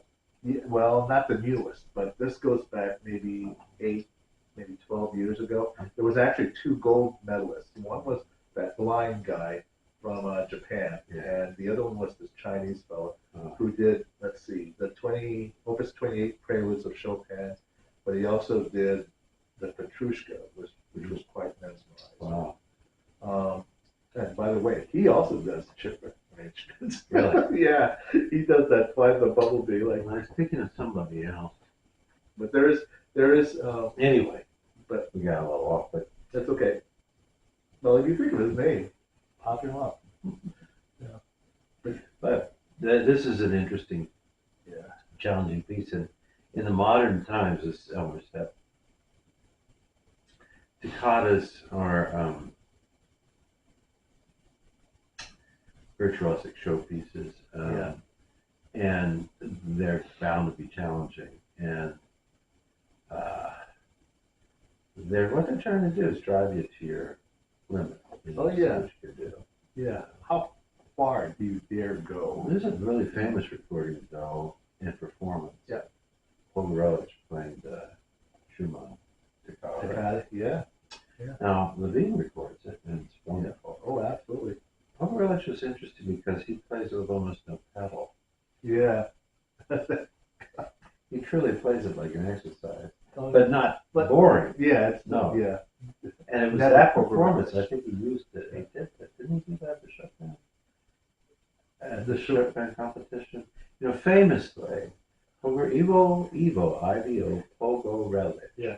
The Russian pianist. Yeah. He's an older guy now. Oh, yeah. But he gained his fame, interestingly, by not winning the Chopin competition in Poland. Because, well, he was an interesting guy. He wore these like pirate-like glossy white shirts and a string tie and tight fitting leather pants. Yeah. Just, young and Good-looking fella. yeah, and different kind of guy and a different kind of pianist. Oh, yeah, very. Glenn Gouldish. Not the same thing, Not but the same thing, but yeah, unique. very unique. And it was interesting because Martha Argerich, I don't know that she was the chair, but she was one of the pianists on the jury. Yep. And the Chopin, and the Poles are a certain kind of people, and I don't mean this at all, but, very proud. And in my experience, it somewhat tends towards a certain formality, Yeah. right? Certain formality, certain gentility, and now I know that, there's the experience with communism, socialism, various things, but I think that as a culture, they're a little on the conservative side. Yep. By nature. Mm-hmm. Well, anyway, Pogorelich was a little bit too much for him. Oh, yeah. And he was only in the semifinals or something like that. Yeah, he made it to the semifinals, didn't make it to the finals. And then they cut him. And Martha Argerich argued with him. And then she went public. She actually left the jury, left the competition, and put out internationally a letter about the mistake that they'd been making. She thought this was one of the most extraordinary pianists that we'd hear in our time. Yeah. And they cut him, and she thought that by stepping aside, it would draw kind of attention that he deserved to have. And interestingly, that kind of support from Martha Argerich. Oh, yeah, and endorsement. And basically, all of a sudden, he got recording contracts and started to get performances. Didn't he actually marry his pianist teacher? He did. There's a famous video. Yeah. I watched it on YouTube a Yeah. while back. She was at least 10 years older than him, at least. Oh, right? maybe 20, Maybe possibly 20. more. But it was a very interesting relationship. She was very kind of a bit of a dowdy older Russian mama, Yeah. kind of piano teacher, but they got married and they had one or two kids together. I don't know about They had there's kids in the video. I did not know that. And they show them at the dinner table and stuff like that. Yeah. But then they'd have their lessons every day, and she's an amazing teacher. And what she would get out of him, and you know, it's kind of I think I have a relative who's Asperger's. Yeah.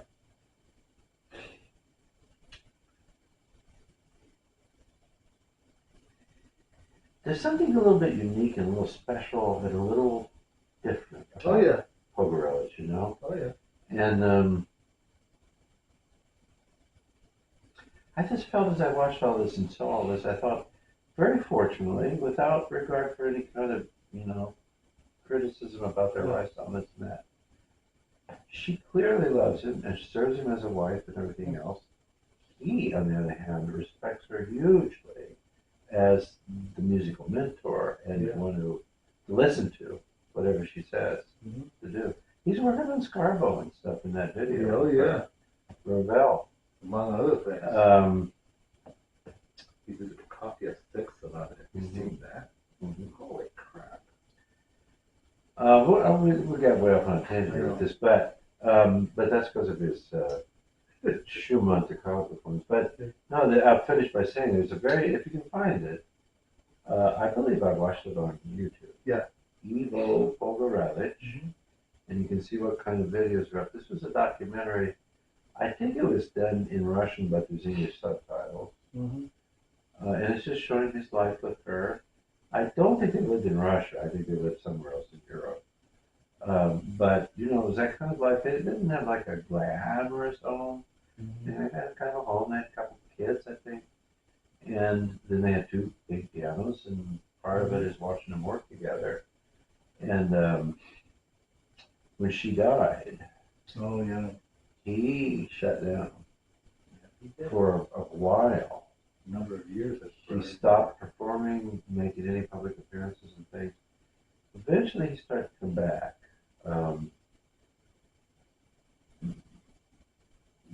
But there was a very interesting connection. Ivo Pogorelich was who he was because of her, very clearly, I think.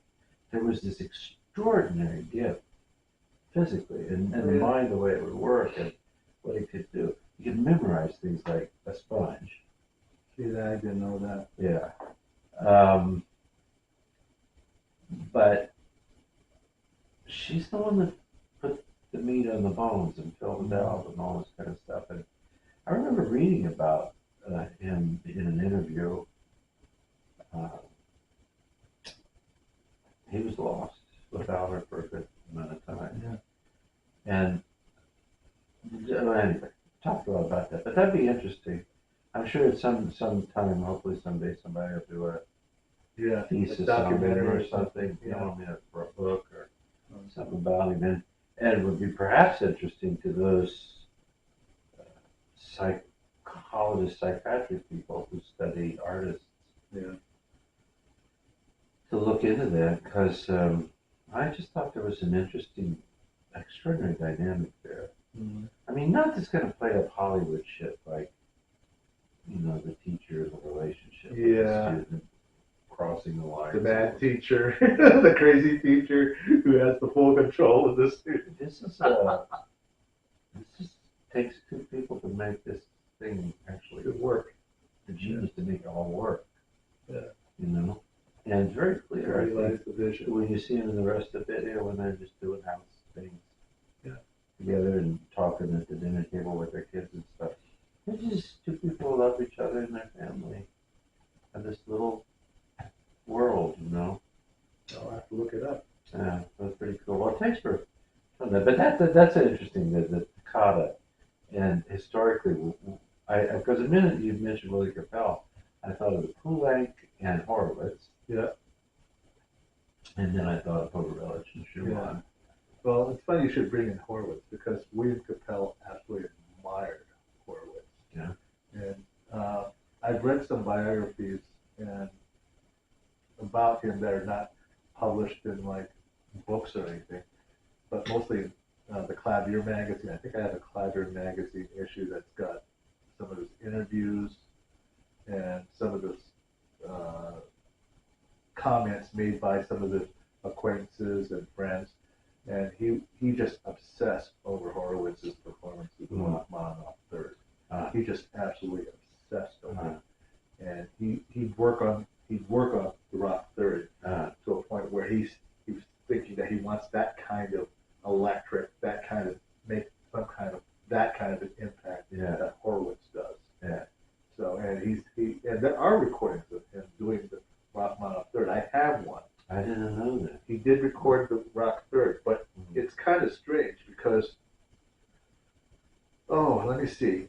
It has the first movement, it has the second movement, but part of the way of the third movement, there's some audio problems in it halfway through it. And so what they did was to get rid of the technical problem, so to speak. They actually dubbed in previous performance from another place into it to make a complete performance of the third rock. So, which is what they did. So, but it's there, and it, it's not Horowitz, but it's who's going to do it like Horowitz? Not very many people can do it like that, except for what you're going to mention Ardrich. You're going to throw that at my face. No, I was going to mention Byron Janis. Byron Janis? He's a fellow who, when I listen to him play, sounds like Horowitz. The way he plays and the sound he gets out of the piano. Yeah, there's a certain big Horowitz kind of sound that Janis is playing. That's all different. I mean, there's also a thing I love, Luna Bernario's performance. It doesn't sound like Horowitz. No, it doesn't. Well, but then like Horowitz doesn't sound like Horowitz at different times. There's like at least, two or three famous recordings. Oh, yeah. There's one that goes back to Albert Coates or something. Albert Coates. 30s. Yeah, and then the Fritz Reiner. And the Fritz Reiner, and then there's the Eugene Normandy. Yeah. But then Zubin made it, too. There's Zubin made that. But I think that's about it. Yeah, you got it. The one with Zubin made that. There's a certain amount of consistency in the way that he plays things. But his playing earlier on in the 20th century was more straightforward. Now, I don't mean not boring or anything, but maybe less. One word could be erratic, another word could be contrived, maybe. Sometimes, occasionally, he would do a Horowitz thing for the effect. Yeah. Rather than, I mean, it's like a self-conscious thing. Yeah. Rather than just play the music.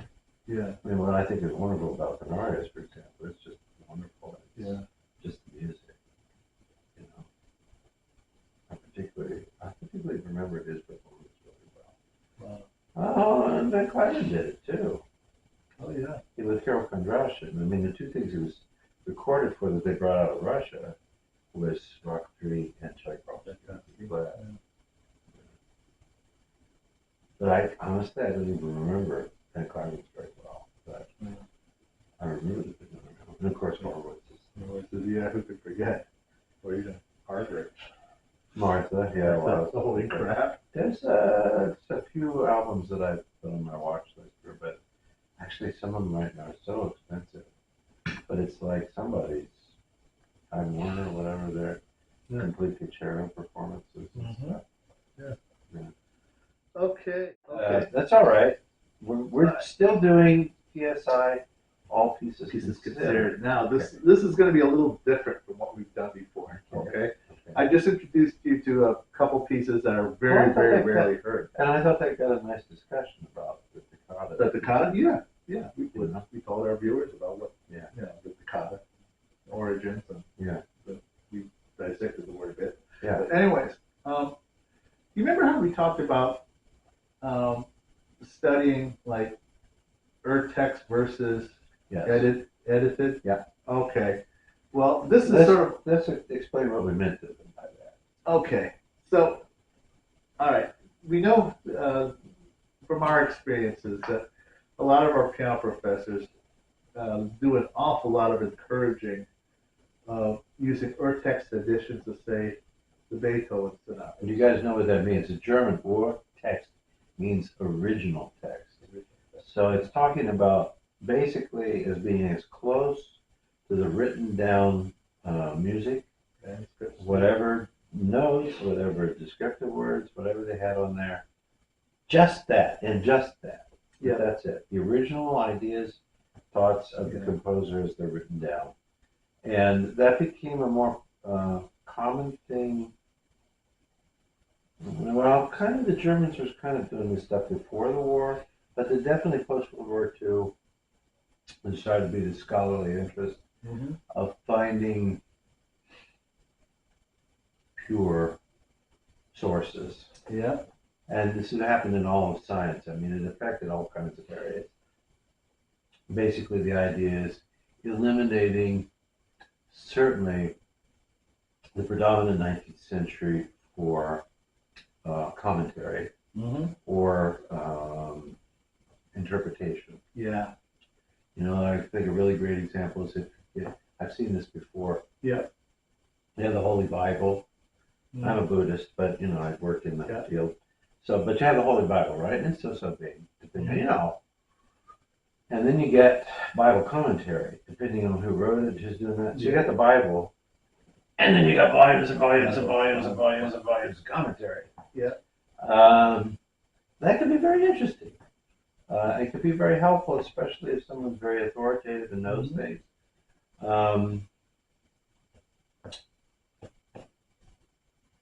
But when do you want to look at just the stuff yourself and use your own skills, talents, abilities, your interpretive understanding, your own wisdom, learned things to figure it out yourself? And I think what we suggested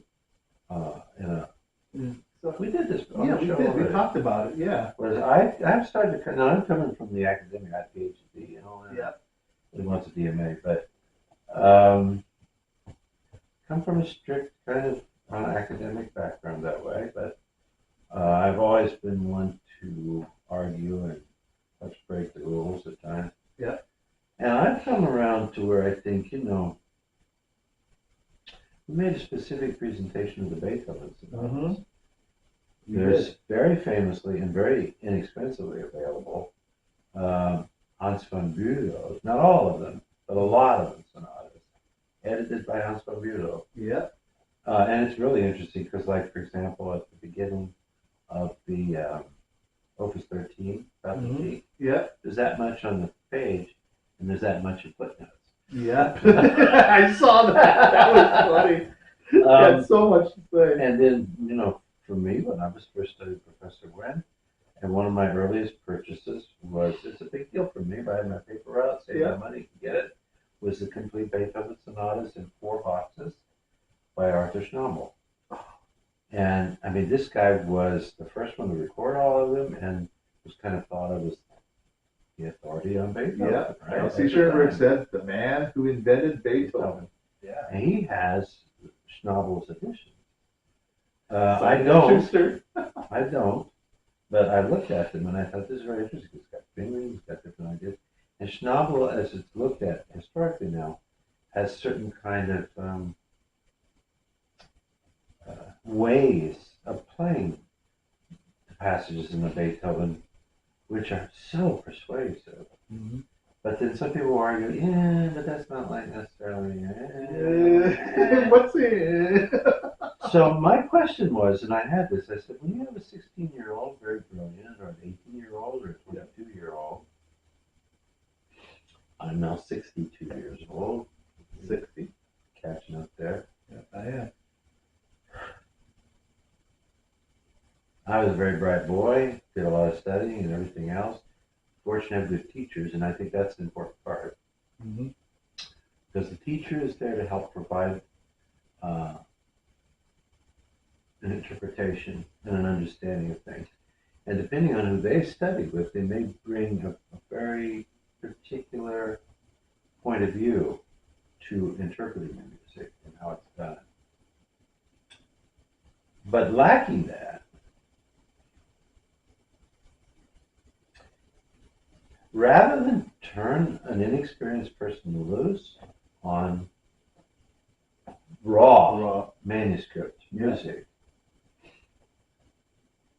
and they don't have all of that informed information to make the piece come alive, wouldn't it be better to provide them with a seriously edited and connotated edition that could guide them at least in a certain direction by a master who, if they were hired to do this, they were regarded at that time as someone who really mastered that repertoire and that people enjoyed, and that somebody paid them to do that work, which is really hard to do. Editing and stuff like that, and and then creating your own, or writing down what you know and hear intuitively, and putting it down for somebody else. Saying it is one thing; writing it down is another thing. It's hard work. If they went to all that trouble to do that, I have made it a point, and I've got most of the standard piano repertoire. I've got it, and a lot of it from the time I was in school. And Zurtexy stuff. Yeah. I have some older things. Now I'm more interested in buying historic, connotated books by certain artists if I see them. Because it's interesting what I have to say. I found Corto's Schumann. Yeah. Wow. He's regarded enormously as an interpreter of Schumann. And I found some of his music. I have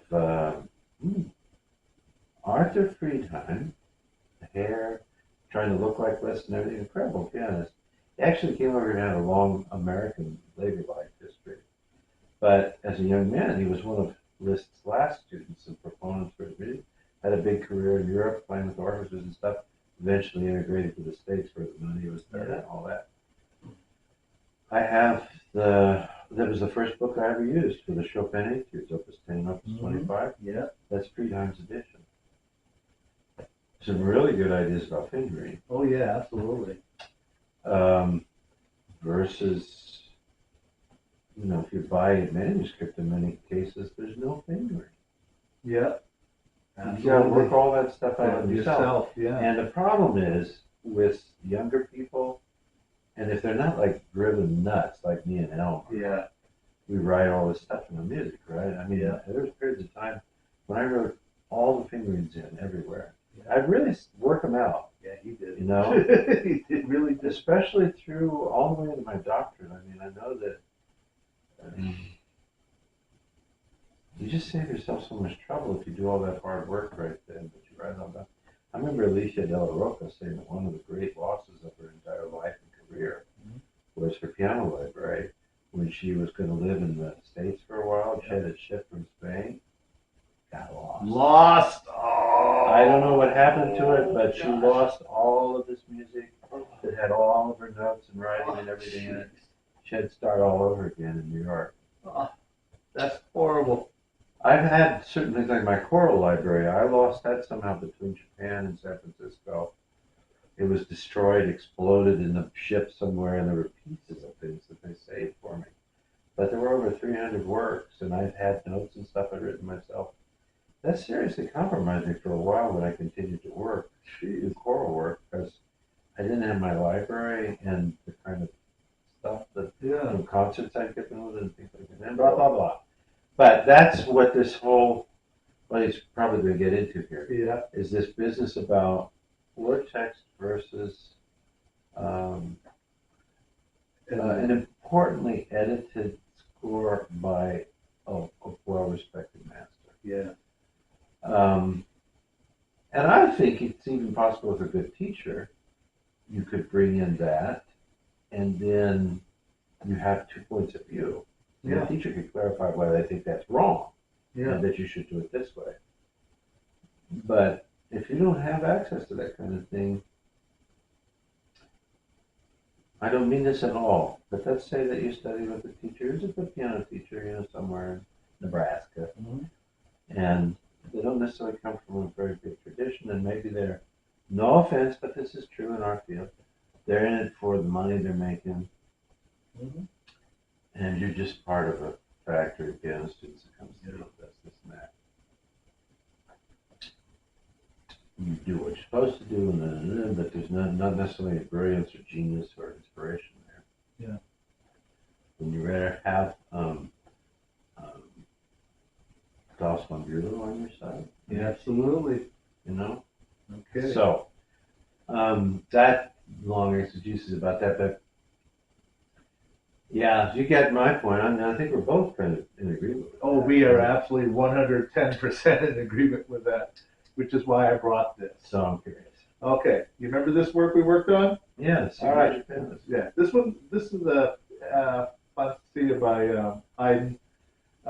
This was edited by Morris Hinson. Okay. Now, what I brought with me is another copy of the same work, but this one was edited by Hans von Bülow. Hans, not Klaus, yeah. Hans, yeah. Bülow.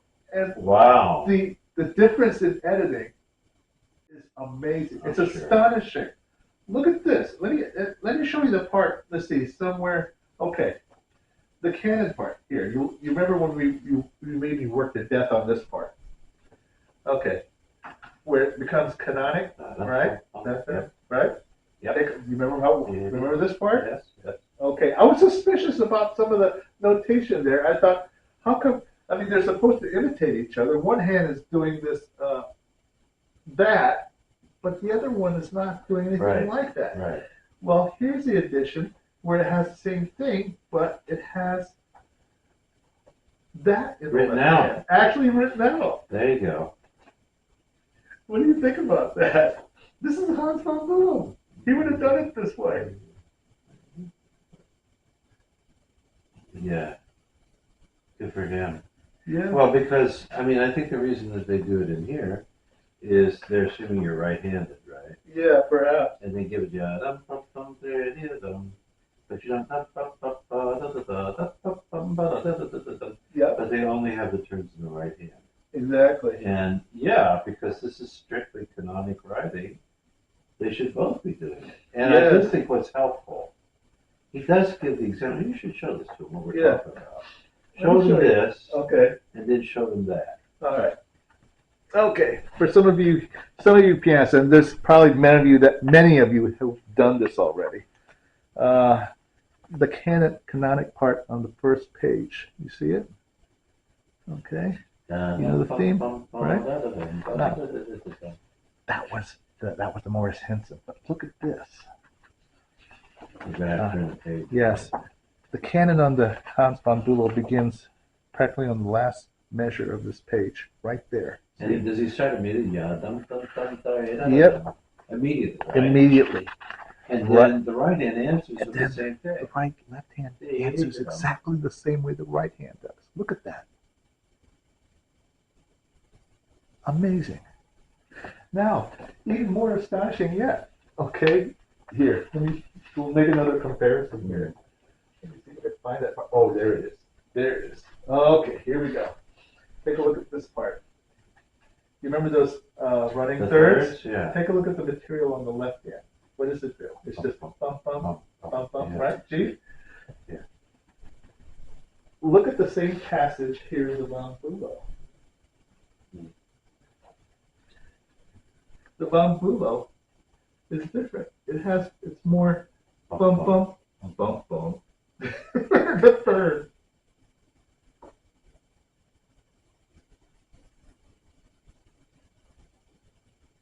These are different places. Yeah, different places. Isn't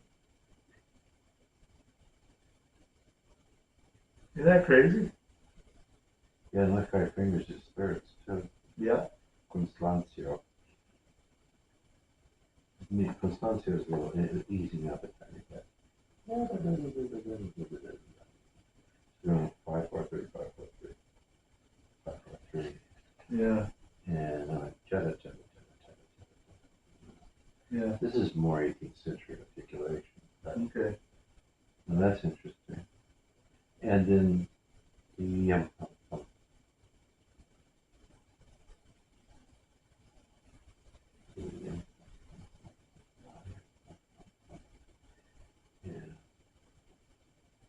Yeah.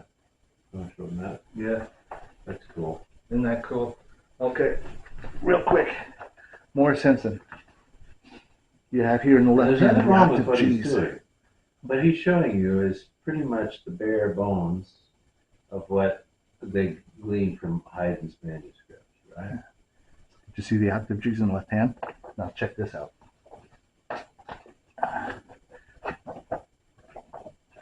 It's the same left hand and the same measures.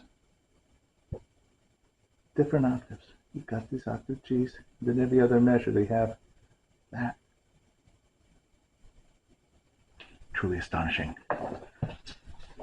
Now it's interesting. The first thing I have to say is I think it makes it interesting. Now, it's not, as we understand, probably what we're trying to do with the manuscript in a way is going back to what they would have worked up on, and then what we believe we've learned about 18th century performance practice, how they would have played and how they would have done things.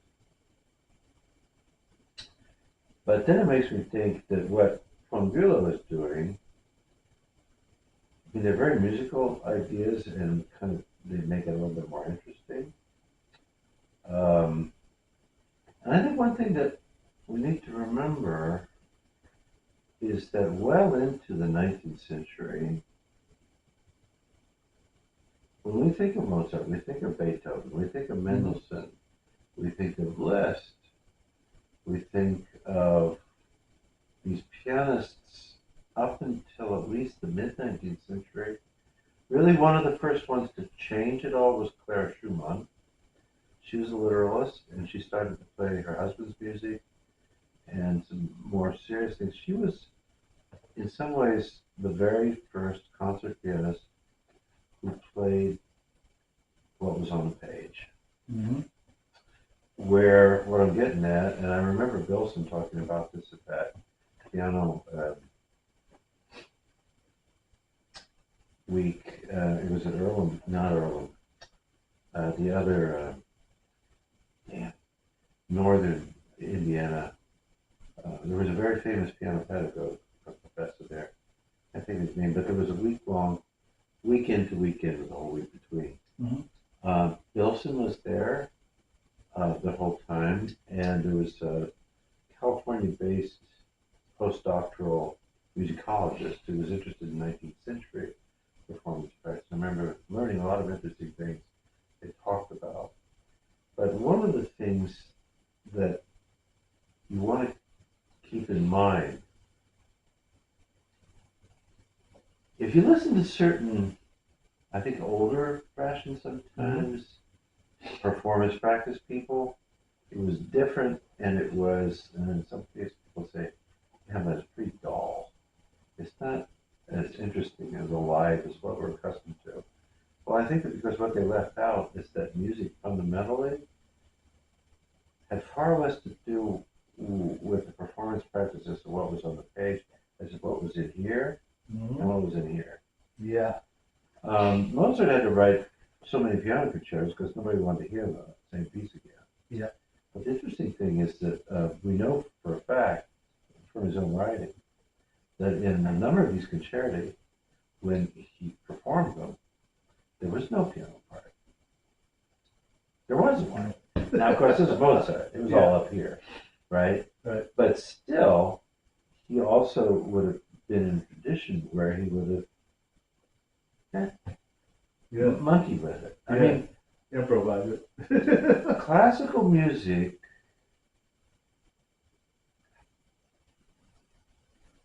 wow. I mean, in a certain way, going back, who knows how far. I mean, what if Bach's work was all written down and what was improvised?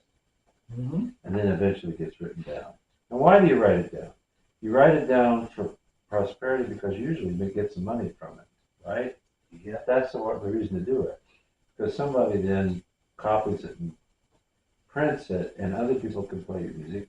It either builds up your reputation and or makes money for you. Other reason, what reason would there be to write the stuff down? Legacy and money, Yeah. right? Because otherwise you're just doing your job. And I know from this book that we're reading that the emphasis on these recitals in the earlier 19th century was all about improvisation. That's what the people wanted to hear. So I'm thinking what he's doing in a way, because we know this continuing into the early recorded industry, Mm-hmm. that pianists played with a certain liberty and freedom, some more so than others. Yep. And certainly a spirit born out of that, which makes the music. I keep going back to this guy all the time that Friedman's playing, Ignaz Friedman.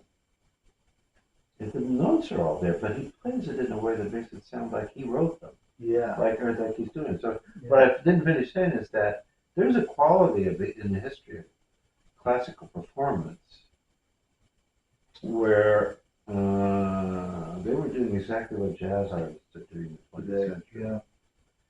That there's kind of bare bones stuff there, Mm-hmm. but then the performance is what you make of it in the moment. And except, well, still, but I would say sometime, certainly as we got into the 20th century and the recording medium, and I think the recording industry is something that kind of encapsulated the music to make it, somebody else could hear you play it. Yeah. And there's certain kind of emphases on things. Now, some pianists still play the way they'd always played. You hear their recordings, and it's very enlightening and so forth. But eventually you get, as the decades roll by, recording, and then you go into the recording studio. I've done this. Fill out the score. Yeah. And if you're an important person, it's not just you, but there's another team of people looking at their copies of the score. And you got to go back and fix all those spots. Yeah. Yeah. Either you do or the engineer does. Yeah. And I think one of the best examples I saw or heard something or read about it recently about the famous Köln concert that Keith Jarrett did in Germany. He was really exhausted, really tired. He didn't want to do it because the piano that they had was not very good. Yeah. And he wanted a different piano and all this and had to be tuned and so on. They ended up giving him kind of a squeaker of a thing. Yeah. And he showed up really exhausted and everything, and then he did this thing. But the whole way that it was performed, the way that it was recorded and everything, I mean, people, if you don't know it, you should listen to Köln, K-O-U-L-N, concert, means Cologne, Germany. The Köln concert of Keith Jarrett, I'll put his name up if you don't know who he is. Extraordinary musician and pianist. All improvisation stuff. And generally jazz, but way more sophisticated than some stuff. Yeah, it has something more depth. And as he got older, actually, he recorded the entire whole thing for clavier. Yeah, he On did. piano. He's also done Handel suites. Yeah. I could play. Was it Herbie Hancock could play too, classical stuff. Oh yeah, they can. But I read about how that was all done. You might look it up because I think it describes why some of these older guys first beginning to record and stuff, they're coming out of a tradition which didn't know that and didn't care about that. Music was always unique as an art form because it was, as I used to put it, there are the finite arts and then the infinite art of music. The finite arts, painting, writing, poetry, that's concrete stuff. You could pick it up and hold it and look at it. You could reread it again and again and again. The interpretation becomes an important part of it. But with music, yeah, it's on the page. But for music to happen, you need a specially trained person to make it come alive. And then once they're done, that's it. It's gone. It's done. You know, Yeah. and the other thing is you experience it as a process. From the moment that it starts until it finishes, and then it's done. Recording changed all that. Recording turned music into a finite art form. But again, it's an interpretation in that case, where the finite play or poem or novel is the actual creation, which you have the skills to interpret and translate and create your own images. And then if you're a particularly gifted, poetic, creative mind or a reader or something, you can really bring it to life. But what finite music is an interpretation, which is made permanent. Yeah. That doesn't mean that it's the only thing. Yeah. That's just a person's perspective or take on it. Yeah. At that moment. In that moment. Yeah. I like to look at things that way. Yeah, sort of like a Polaroid Yeah. at that moment. Yeah. You know? I like to look at it like Yeah. that. But I don't know, I can start talking about anything. But Yeah. this was really cool, and I think if you guys ever want to write about that, I think that'd be very good. Word text absolutely. versus additions. Yeah, and I urge you, compare these two copies. Some of the digressions here are actually extended further than this one. There's additional measures. I mean, some of the cadences, half cadences, are actually extended beyond this one. So are they I don't know whether it's, cadenzas? they're not cadenzas, but they're more or less cadential extensions. Is what I'm thinking. My guess is that that's from Bulow, because Yeah. Maurice Henson and those editions that he's done, Yeah. those are trying to be as true to the original manuscript as possible. So it is. That's what you get. Yeah. But you know, and Elmer's was doing good work with it. He brought it to me, and I tried to help make a little bit more sense and color of it in some ways. But I studied with Wilson and stuff like that, so I was trying to give him the benefit of perhaps a lively 18th century understanding of the piece. Well, for example, can I show him one thing? Sure. When you play this, it's right here, right? Yeah.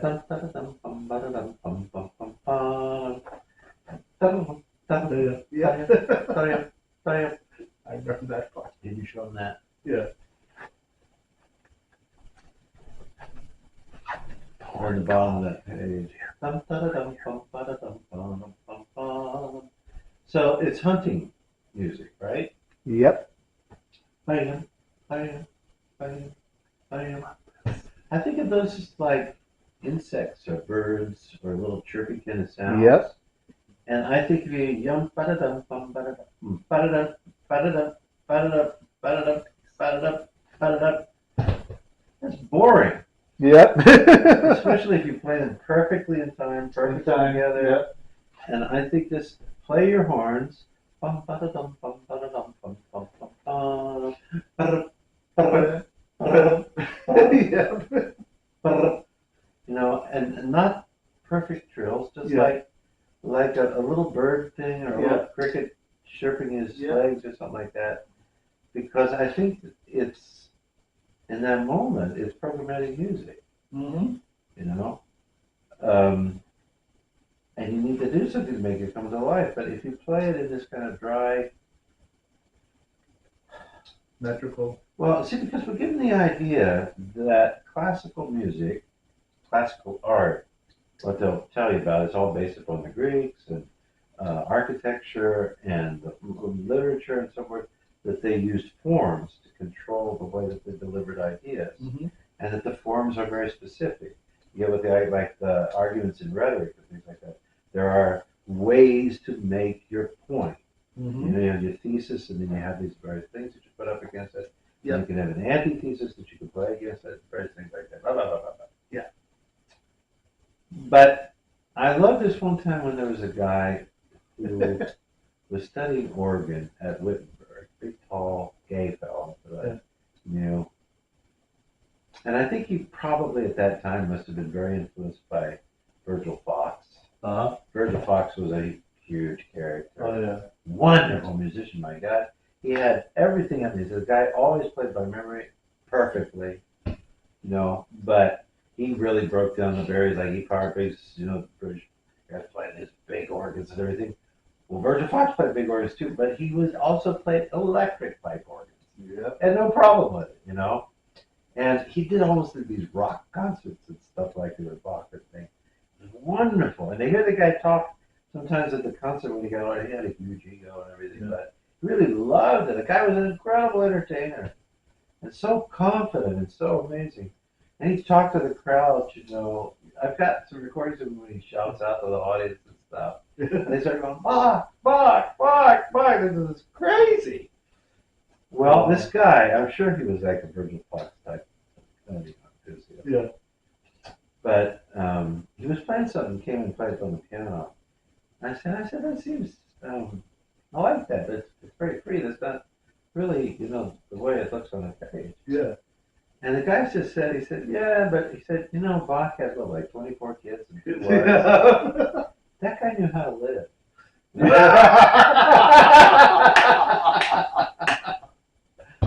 And I've never forgotten that. I just always thought. And then it turns out, Bach is one of the most flexible composers of anything's ever written. Yeah. Chopin, I've heard some things like where Heifetz did a few pieces on violin with piano tone. And okay, it worked. Yeah.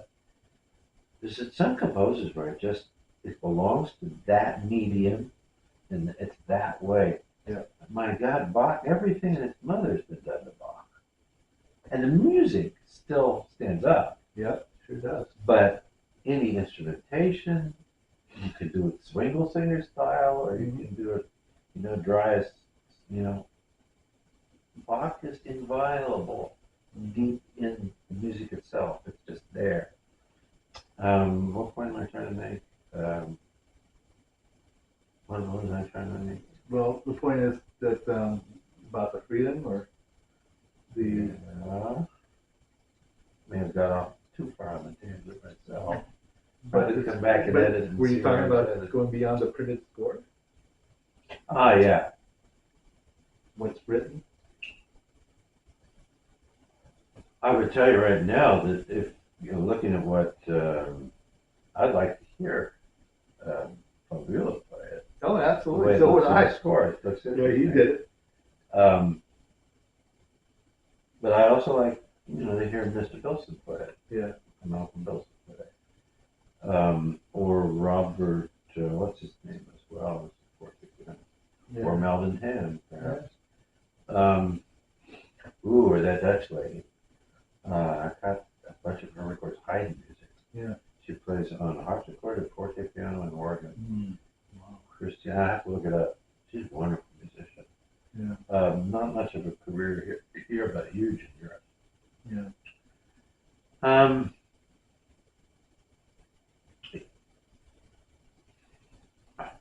Chopin always said, or was famous for having said, regarding notation, this is what they give me to write down this. Yeah. How do I put this in black and white and ink on paper?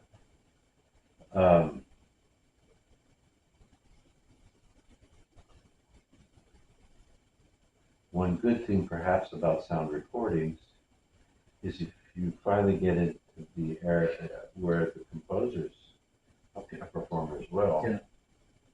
Or like, I forget his name, but the American pianist originally Ravel liked so much going way back. His name is not real familiar, but we would recognize him perhaps. He went early to France and partnered up with Ravel and played his music, and Ravel loved and supported his playing interpretation. That's a tough one. I can't think of his name right now, but maybe I can put it up on the screen. Or you get somebody, who can do it, and the composer says, yeah, I like that, that's good. Then you've got, because the finite recording of the music is an interpretation, you can have then a better understanding perhaps of what the composer might well have intended. Okay, 223. Okay. But then having said that, I'd say at the same time that the problem, I ran into this in my doctorate. Yeah. It caused kind of a big falling out with a fellow who was otherwise quite friendly. I won't mention him, but Yeah. he himself was a product of Indiana, Hmm. the very famous piano teacher there in the German tradition. Okay. And he asked me to research the 32 Beethoven sonatas, which I did. And I wrote a massive essay on it in my exam. But I knew what the question was. And so for the 30 days preceding my written comprehensives, every night when I went home, I practiced writing my Beethoven answer. So they got a big ass essay. But in the final oral defense, we got into an argument about tradition, the tradition of playing things. And he came from culture and background, so forth, where he really respected his tradition. His teacher was very famous. Yeah. And there was a real, pedagogical tradition there. Yeah. And really felt that his role was to pass that along. Mm-hmm. Now, I argued considerably on the other side of that. But I said, Rachmaninoff recorded his own music. Mm-hmm. And he's regarded as probably one of the best pianists of any of us ever existed. He recorded all the concerti with Stokowski and the Philadelphia Orchestra. Yeah. I mean, can you imagine that orchestra with that conductor and that pianist in that day and age? You can't get better than that. That's it. And the composer was the pianist. Yeah. Why would anybody ever play them again? If we're aiming for that accomplishment and that perfection and that interpretation, why would you ever play it again? And as far as Beethoven goes, Schnabel did it, Kempf did it, Mm-hmm. various people have done it. That in and of itself shows that there can be variety. Yeah. But this idea that you're married or wedded to one tradition, I said, I think the whole point of our art is there is a plasticity about it. There's a flexibility. There's the possibility. There's the need for the creative personality and the interpreter. Yeah. Once the painter's done with his painting, or Shakespeare, whoever wrote Shakespeare plays done with plays, they require an interpreter, right, to bring them to life, to do them. And I suppose if you saw a Shakespeare play directed and acted in by William Shakespeare, you'd say, wow. Yeah. Yeah. But I think the whole point of this thing is very clearly there's always room, and there always has been, there's a lot of factory reproduction kind of work that goes on. And that in and of itself can be enjoyable to a certain extent for the person doing it. They'd be happy about that. Occasionally, there's another genius that comes along, or somebody comes along with a fresh idea. And clearly, that's been happening forever. Oh, yeah. And I think it's still happening. So, learning from the past is informative. Yeah, absolutely. It can be useful, but I always liked what Arthur Rubinstein said. He said that when he was younger, he said, Robert McNeil was interviewing him. Yeah. His famous interview. I said, "Well, you never really got it." He said, "Well," he said, later on in Israel, I did some master classes and occasionally sit and listen to people, wonderful students and such." He said, "But I was too busy in my life, making music, doing music." Yeah. He said, "I remember when I was young, especially in America, because people were always excited. And they'd bring me this young boy, and this is like 8, 9, 12-year-old boy. Yeah. Oh, this guy's a genius. He's another Paderewski. He's another Rachmaninoff." And I remember Rubinstein's response was, he said, "Well, the world has already known Paderewski and known Rachmaninoff. What does he have to say?"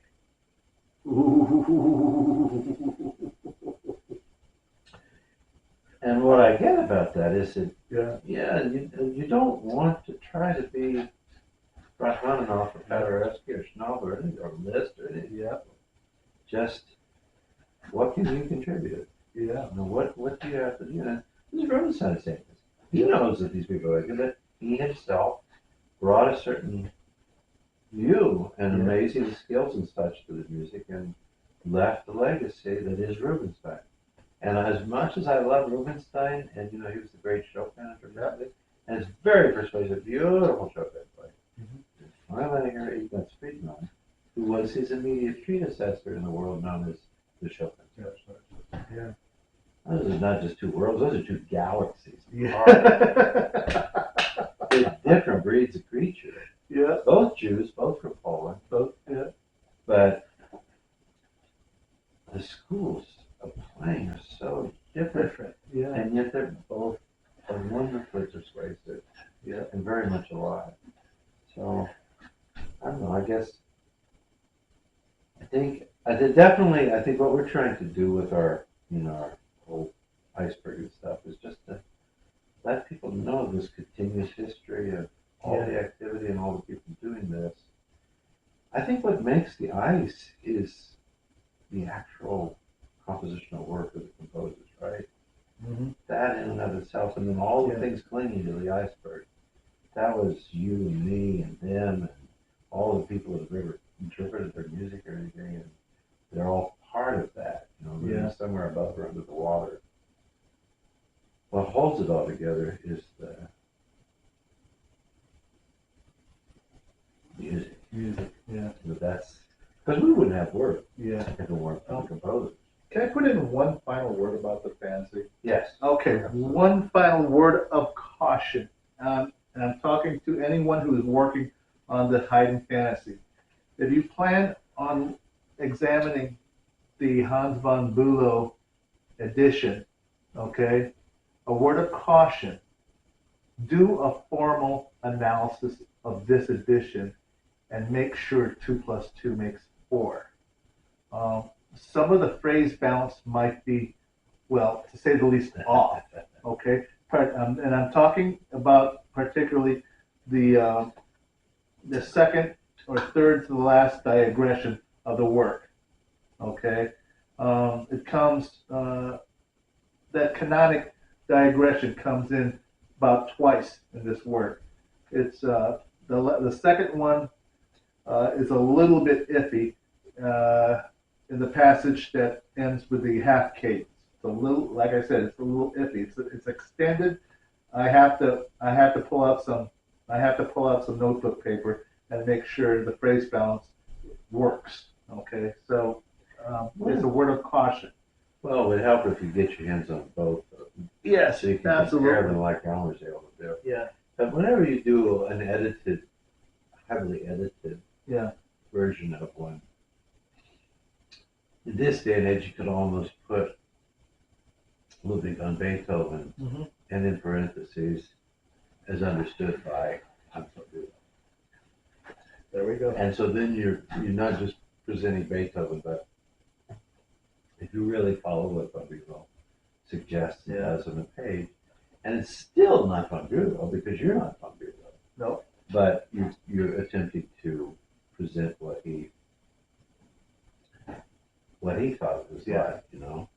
And that's kind of cool too because that's historic reproduction. Yeah. But I mean, if you play into this Bach Liszt transcriptions, Yeah. Bach was Sony,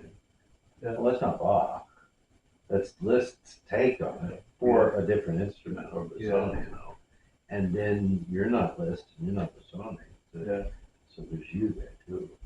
So, Okay, well, folks, I hope you enjoyed our edition of PSI. If you liked our program or liked our material, enjoyed your company, give us a thumbs up. yeah. Ring that, click on that bell as a notification so you don't miss an episode. Subscribe, tell your friends, family, co-workers about us, and help us grow our channel, okay? Please leave a comment if you have any questions or any ideas for us. Otherwise, we'll catch you on the rebound, okay? I'm Mark, I'm Elmer. and this is PSI. PLC Investigation. Investigations.